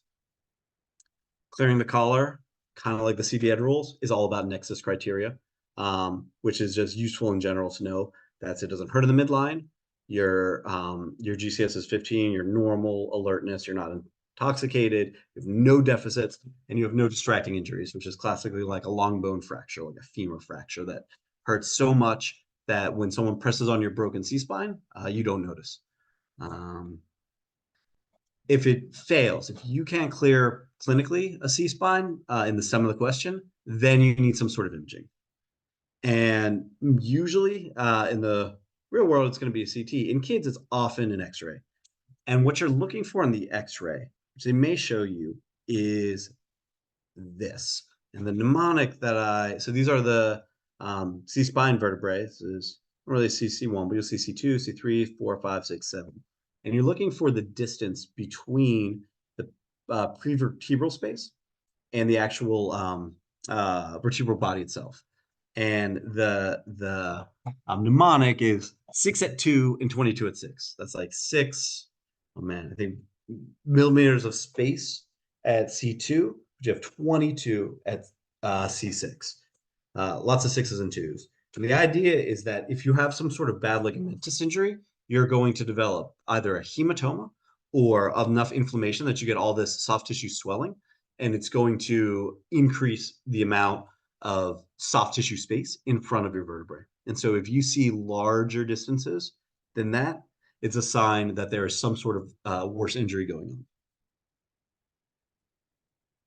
And then as we were talking about, if you're still having pain or deficits, you need more imaging. And the most definitive imaging is going to be an MRI. SCAWARA is the term. That is spinal cord injury without radiographic analog, I think. Get an MRI. Spine fractures are all about mnemonics. So here's the one that probably still gets taught. This is the mnemonic for knowing which of your C-spine fractures are unstable. Destiny, you got this one? Do you know what I'm getting at here? Oh, you're talking about like Jefferson. Well, There's like, Guadalupe. I mean, I see the hangman fracture. yeah. I don't know a mnemonic, so Here you go. I'll stop torturing you guys. thank you. This is the one that This is an old school one. yeah. Jefferson bit off a hangman's thumb. This is just like wired in my brain. Is this like not? Do we not teach this anymore? Like, But what does that mean? what does that mean? No. We teach it. We teach it, Jason. Okay, great. This is useful. This is useful largely for the boards. When you want to have memorized which C-spine fractures are unstable. We're going to go through these one at a time. So that's your mnemonic. These are your unstable C-spine fractures. So the first one is your Jefferson fracture. Your Jefferson fracture is a C1 burst fracture. That is the ring of C1 over here, just blows open.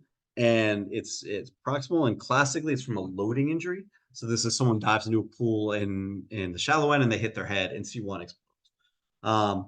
This looks unstable. It's the base of your skull, the top of your spinal cord. The most proximal aspect is like just sitting in a ring of instability all around. Not hard to understand why. BIT is your bilateral facet dislocation. So what that is on both sides of your spine, by your vertebral body, both facets get dislocated, and so the proximal portion of your spine is shifted relative to the distal portion, and that can lead to a shearing if it's not held in stability. And usually this is from bad flexion. This is like really bad whiplash, where you just get this shearing. And because your spinal cord is running right through here, if you've got one that's unstable relative to the lower part, then that can shear your spinal cord, which is why it is unstable. So that's BIT, bilateral facet dislocation. O, or off, is the odontoid fracture. The odontoid process, which I always thought would be a cool name for a band, is this like tiny little nubbin on C2 that comes up through C1, and it can fracture in 3 different ways. And only 2 of these are actually unstable. So if you get just the tip, a type 1, that's not too bad. That's like almost like an avulsion fracture. Type 2, you get just at the base, and type 3, you get like the base and part of the bodies. And these guys are also, they're unstable. And they're unstable because you have a fracture kind of like right through the entire odontoid process. And so it is no longer anchoring C2 to, I believe, C1. Also a flexion injury. Jefferson bit off. A is your atlanto-occipital dislocation. This is when your skull is separated from your spinal cord. And it's not too hard to understand why this could be unstable. This is essentially you're popping the head off. This can happen either with bad flexion or bad extension. And your spinal cord is just hanging out, hoping to survive. Right there. Jefferson bit off a hangman. is your hangman's fracture. It is what happens when you hang somebody, and it is an extension injury, which is what the noose does, and it pulls C2 right off of C3. And so it's kind of that same theme. You have two of your proximal vertebrae just it's sheared relative to each other, and that can absolutely shear spinal cord. Why does this kill people? Why do we hang them like this? I mean, I'm assuming it severs the cord and all the like respiratory, not able to breathe. Yeah, that's it exactly. That is exactly. It is because otherwise, if you just get the cord, you're just dangling there in your noose and you're paralyzed, but you're still alive hanging out, which sounds awful. But C345, if you recall, keeps the diaphragm alive. And so this will take out your respiratory system. And so you will also essentially suffocate and not live. Hey, Jason. Yeah. Just on the hangman's fracture. So, nowadays we don't see a hangman's fracture from a individual hanging themselves. They typically put the knot on the side, and it's usually like it's not usually like a large drop hanging. These old original hangman's fractures were from judicial hangings where the knot was placed under the chin. And the judicial hanging, the body would fall like 15 feet, basically like double the distance of the person's height, or over double. And so essentially that would cause a hyperextension injury, and you end up with this fracture. So nowadays we really see it in MVCs, like if you your chin like hits the steering wheel and then your head gets pushed back, or like a horrible fall where you have a hyperextension injury in like an elderly patient. So, but the class, I just want to make sure that like for the residents, they're thinking, as you're talking about this, that they're thinking about this not as like an individual kind of with the noose on the side, just from like their own height. That's unlikely to cause a hangman's fracture. So, font of knowledge, Dr. Garg.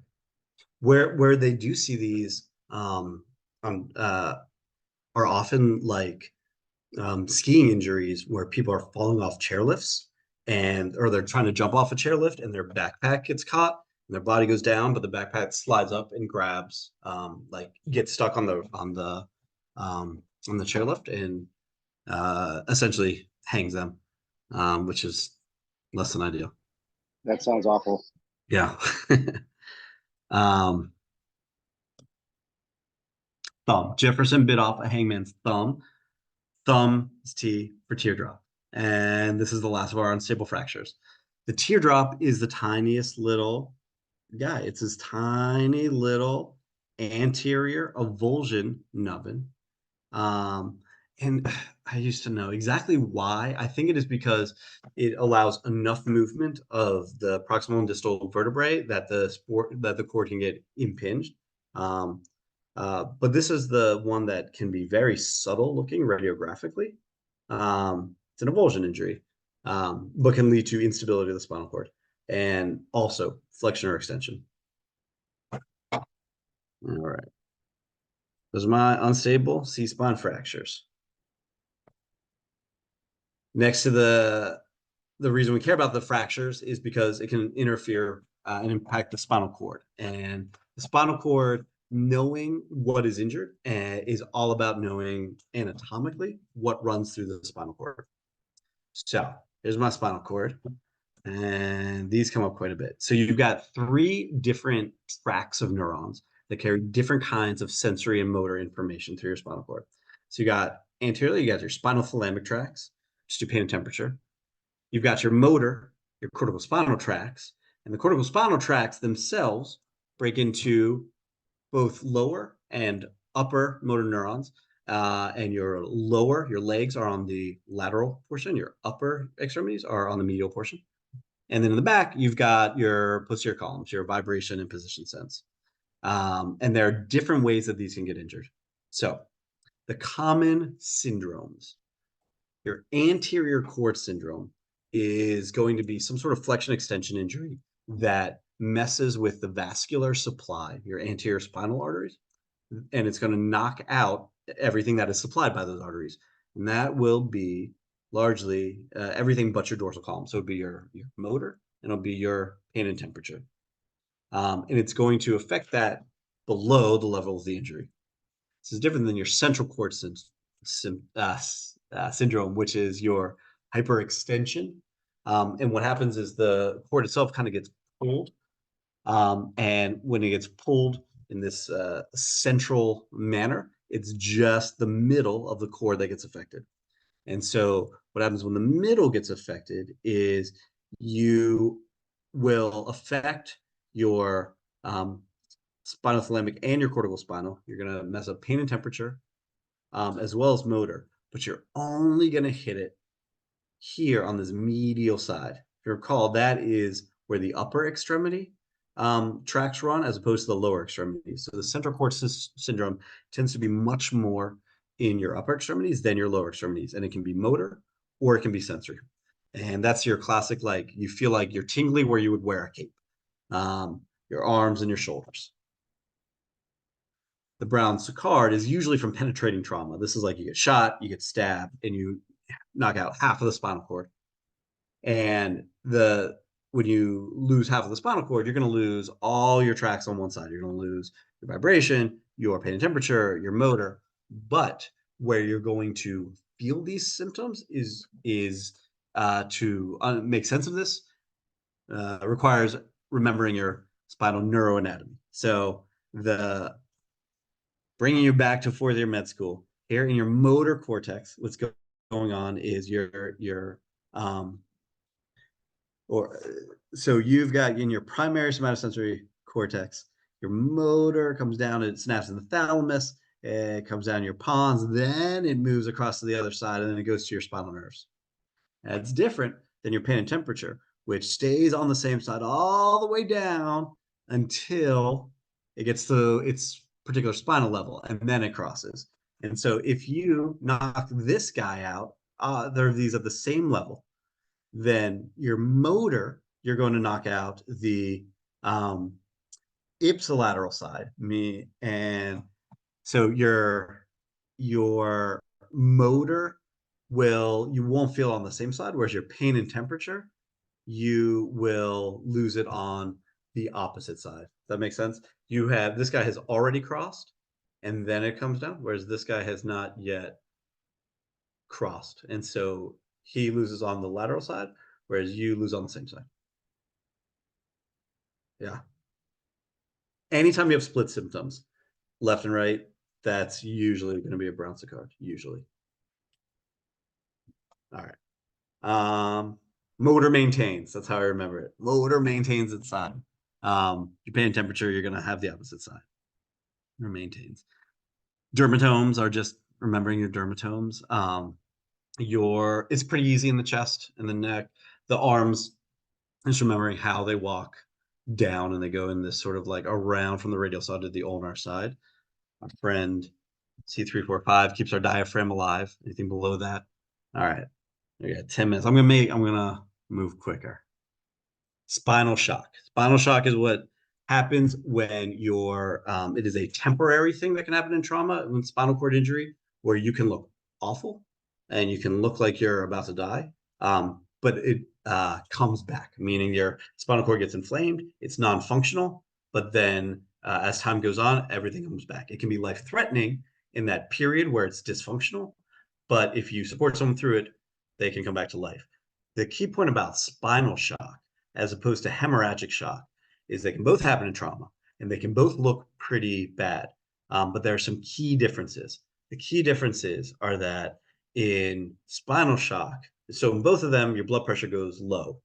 You lose your spinal tone, then you don't have all your sympathetic drive. But because you don't have sympathetic drive in spinal shock, you're bradycardic and you're dilated. And that is very different than hemorrhagic shock, where you're bleeding to death and everything's clamped down. Spinal shock is much more like sepsis, whereas hemorrhagic shock is more like hypovolemia. That's actually probably a terrible example, because in sepsis, you get tachycardic, not bradycardic. So the key things here are that you should not be, when you are bleeding to death, your heart should be going fast and everything should be clamped down. And if you're hypotensive after trauma, but your heart is slow and your extremities are warm, what they're going to want you to think about is spinal shock. 21-year-old man gets stabbed in the right side of his chest. He's tachy, he's hypotensive, he's breathing at 28. His O2 sat is 91%. He gets intubated, he gets transfused. You see a bleeding wound to the right chest. His trachea is midline. He has decreased breath sounds. What do you do next?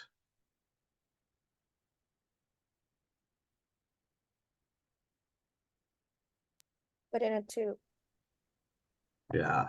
So the whole idea of this is going through ABCs. And when you get to B, so he's got an airway, but you get to B and something is very wrong with B. And you don't move forward until you have fixed B. So you're not going to go to a pelvic binder. The thoracotomy has no indication here. He has a pulse, he's alive. To the operating room, you haven't finished your primary, secondary survey. You don't know what other injuries there are, but you're not going to move forward and do that until you have taken care of B, which is going to be placing a right chest tube because his lung is not working. So thoracic trauma, layers of the chest. You got ribs, under that you got lungs, under that you got the heart, under that you got all this vasculature. A lot of high value real estate. When your ribs break, the ones that are the most dangerous are going to be your first couple ribs can hit your heart and your lungs. And then if you get all these, your lower limbs are going to get your intra-abdominal organs. So depending on if you're right or left, you'll get the spleen or the liver. And then one of the more concerning things, if you get multiple rib fractures or you get this flail chest, which is you have several contiguous rib fractures. And so you get this disconnected portion of your chest that when you breathe in is no longer connected to the rest of your rib cage. And so when your rest of your rib cage goes, when you breathe out, this one kind of stays there. And so you get this paradoxical movement, and it can really impact your ability to exchange gas and to respirate. Pulmonary contusions are, you haven't dropped a lung, you don't have a hemothorax, but you have bruising on the lung. And that can look pretty similar. You can be coughing up blood, you can have trouble breathing, and on an x-ray, it can look a lot like blood or fluid. It's usually a little vaguer. And sometimes the imaging is delayed. And that is a pearl that they like to show a lot. Initial x-rays are fine after trauma, but now your patient is starting to have trouble breathing. You get an x-ray or CT, you see this inflammation. And the idea is that they had bruising that now is beginning to have a radiographic appearance. You typically don't intubate for a pulmonary contusion, at least in board land. In the real world, it totally depends on how your patient is doing, but typically you don't intubate. Going through the rest of the chest, much like the three parts of the brain, the three bleeds in the brain, they love three ways lungs can collapse or be full of things other than air. So on the left is your simple pneumothorax, which is, this is all air. This is the edge of the lung. This guy is your tension pneumothorax. This is all air. And you know it's a tension for a couple reasons. One is that your mediastinum and your trachea is kind of deviated over this way. It's no longer like the straight line. And then over here, you've got normal lung, but this lung's all white because it's full of blood. The main differences clinically is when you listen to a simple pneumothorax, it's hyperresonant. All these patients are going to have trouble breathing, but your simple pneumothorax is going to be just air. Whereas your tension, you're going to have signs of impaired vascular return. So you're going to have hypotension, or your trachea is going to be deviated to the side because of pressure. And your when your lung is full of blood, it sounds dull. It sounds the opposite of a simple pneumothorax. Your simple ones, typically you're going to either give oxygen if it's small, 10% or so, put in a chest tube. Your tension, you always need to decompress. They will not give you a tension pneumothorax that is stable. They're always unstable. Always decompress them. And then your chemothorax will be a large bore chest tube. They like these numbers. If you're putting out a ton of blood, 1,500 cc's initially, or more than 200 cc's an hour for 3 hours, then you go to the OR. to stop the bleeding than you do a thoracotomy. Let's do this question. I'll race to the last slides. 32-year-old was kicked in the chest by a horse. She has anterior left-sided chest pain, a big contusion. What happens following blunt cardiac injury? Which is true. A normal EKG with a normal troponin rules out any kind of blunt injury. Bradycardia is the most common arrhythmia. Sternal fracture is predictive of some sort of injury, or the left ventricle is the most commonly injured. I'm gonna say, let me see. I think, C. This is not an easy question, by the way. I'm gonna go with C. Justin, what do you think? Yeah, I think C, and if not C, then I would guess B. It wouldn't make sense the left ventricle would be most commonly injured because the right ventricle is the most, right? Hold on. Yeah, strangely, this one's A.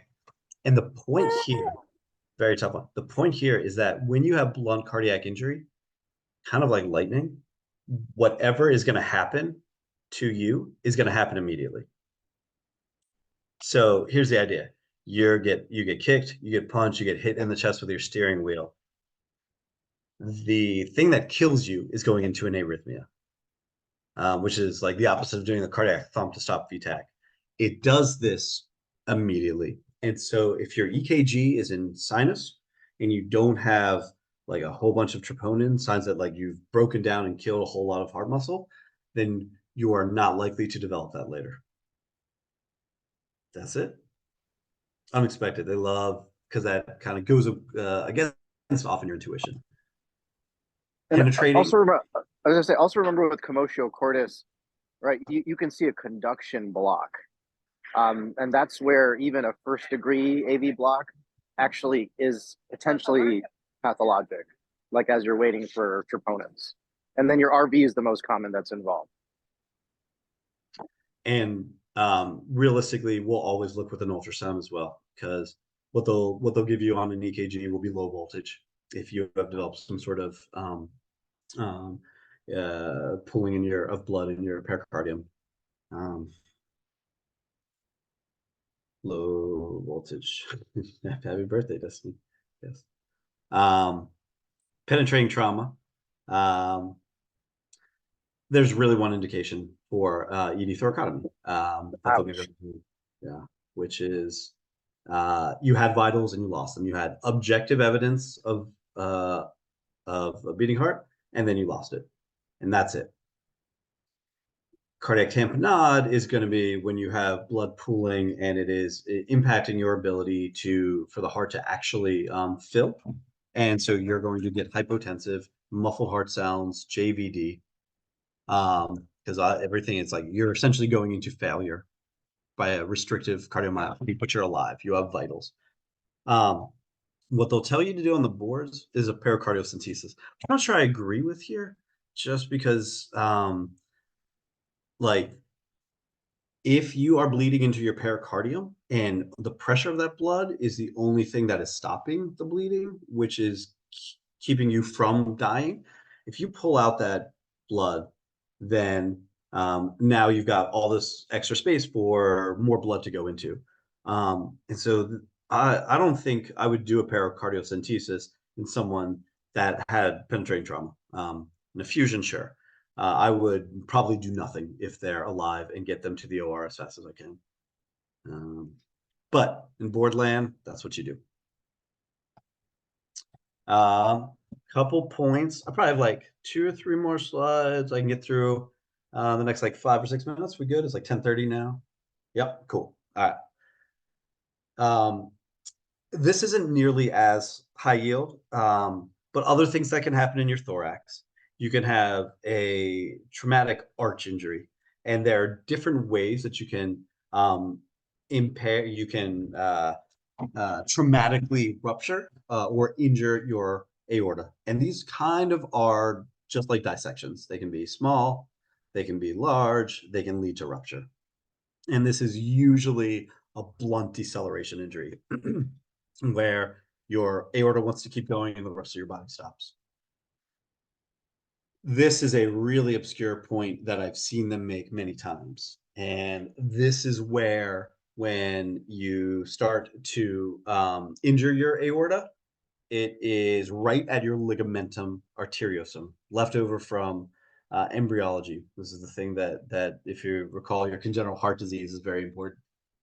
This is where your pulmonary and your aortic vasculature can shear relative to one another. And that is often what leads to like this big tearing.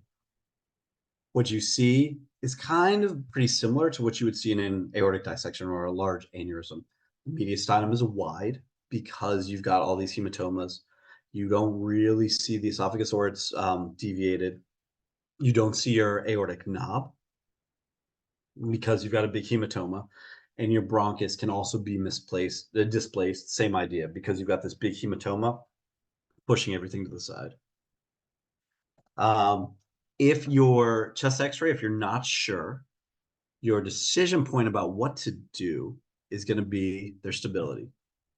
So if they're stable, you want to diagnose aortic injury, and you're going to do that with a CTA. This is the thing that I can't imagine happening in practice. But if they are unstable, you don't rush an aortic injury to the OR if you're not sure what's going on. You do a bedside TEE, or at least that's the answer that I saw come up a few times. I don't know about Cornell. I can't imagine trying to get someone down to do a bedside TE in the Columbia ER. But that's the idea. You don't let your patients die on the CT scanner, ever. You can stand by them and keep them alive if you're doing an ultrasound. Nobody unstable goes to CT scan in borderline. MVC comes to the ER, is hypotensive, tachycardic to 110, breathing 30, hypoxic to 90%. Here's the x-ray. What's wrong with this x-ray?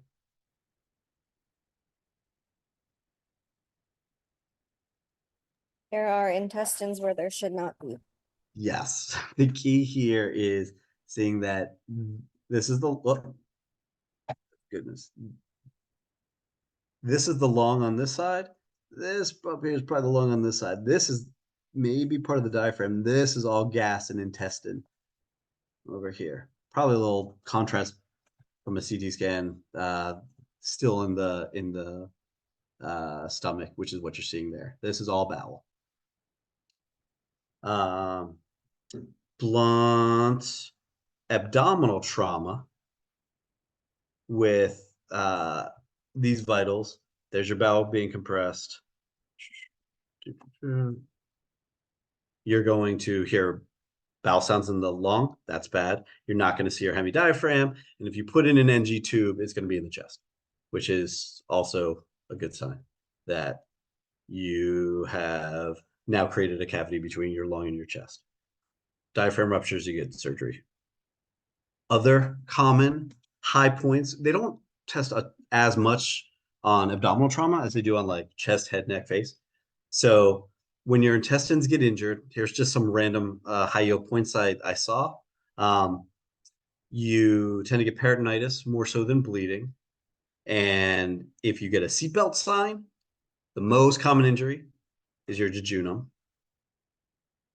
If you don't see anything on an x-ray, but they still have symptoms, you go to CT scanning.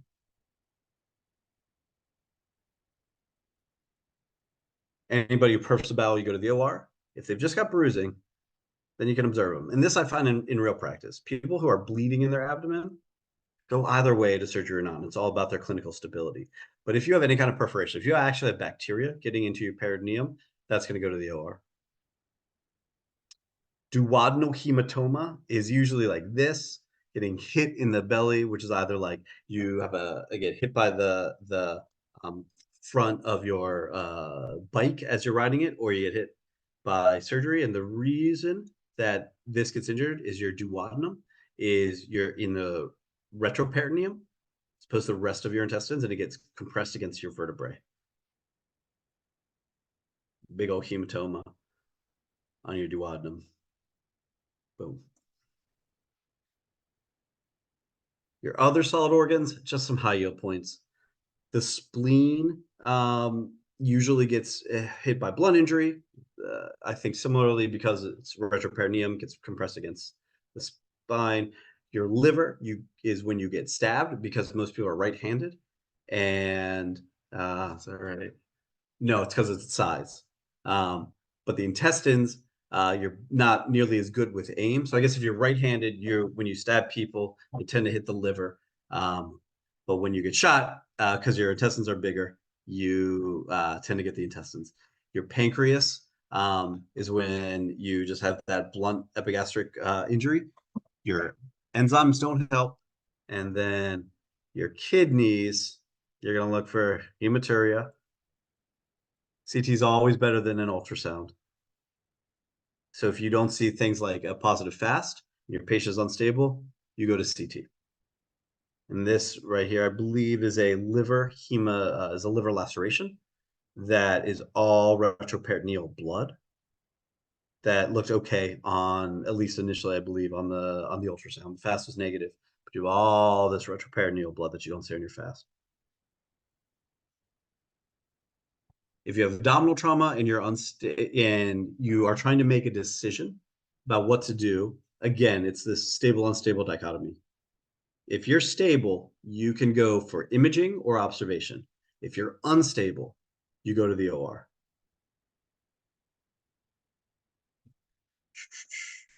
But the fast, I think you guys know pretty well. You're looking for free fluid in one of the few places. Same idea. Stable versus unstable. If you have a positive fast and you're unstable, you go to the OR. If you're stable, you can go to CAT scanning. And this dichotomy they'll bring up over and over and over again. Your patients don't die in CT. DPL, do they even talk about this anymore? I think I'm gonna ignore it. I don't think so, but they just show the numbers, like they talk about it as a relic. I just haven't seen it on any ITE exam of recent, but I mean, I'm not going through every question. Yeah.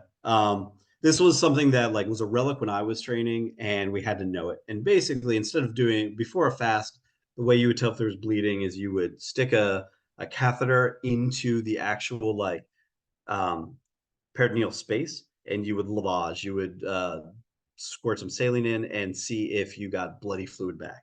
And if you did, then there's blood in there, and the amount of blood that comes out tells you how much bleeding and if you have to go to the OR or not. So the only thing we had to memorize was the number of red blood cells. It's probably not worth your time to really understand that.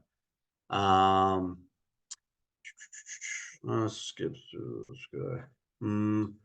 15-year-old falls off a skateboard, gets a straddle injury on a hand ramp.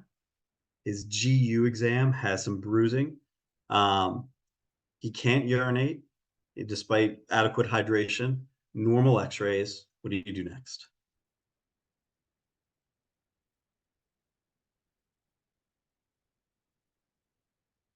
Put in a catheter, get a CT, do an ultrasound, do a retrograde urethrogram, a rug. Oh, okay. Sorry, I had a hard time unmuting myself. Rug. Yeah, why? You're not supposed to insert anything. Yeah, I guess it'll give us just the most information. The CT scan might I guess we need to really visualize the urethra, and I don't think the CT scan will do that. The whole idea here is that you've got a GU exam that has some sort of bleeding and you can't urinate. If you can't urinate, you're most concerned, you start proximal work back. And so you're concerned for a urethral injury. And if you have a urethral injury, then you do not want to put any kind of Foley catheter in. And the best imaging you can get is, so signs of urethral injury, you can't pee, you've got a hematoma, your prostate is riding high if you do a rectal exam. This is your rug. You shoot dye through the urethra and see if it goes into the bladder. And right here, nice urethra, nice, and then you get all the stuff leaking out. So that is a urethral injury. Don't place the Foley. The beauty of the pelvis is there are other things that can rupture. So your bladder has a couple parts, and your bladder can rupture either on the dome and everything spills into the interperitoneal space, or it can rupture at the neck where everything stays extraperitoneal. You're kind of protected here. This is where you use your retrograde cystogram. It's the same thing. You shoot dye. It's just depending on what you're looking at. So urethrogram, you're focusing the urethra. Cystogram, you're looking at the bladder. And so shoot dye in, and the bladder has all this stuff coming out.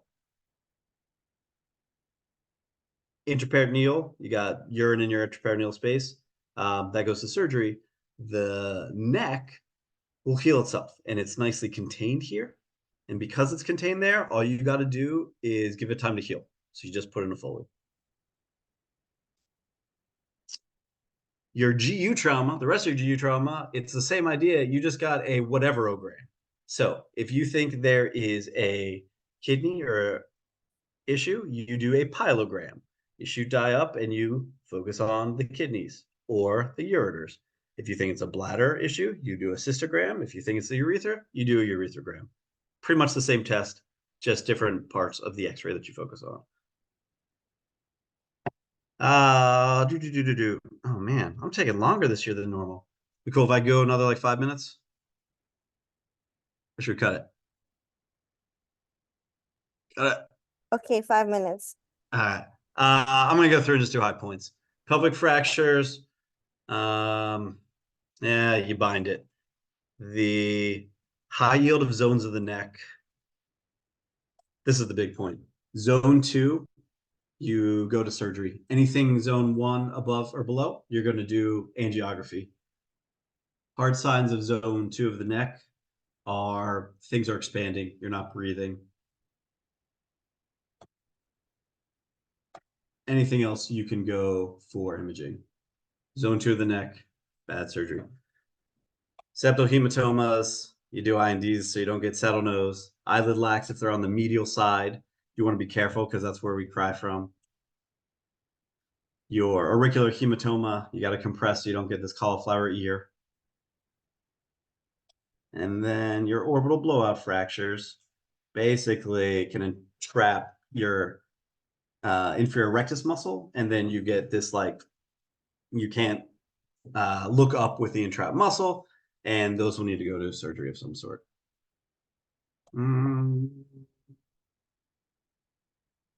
Retrobulbar hematomas.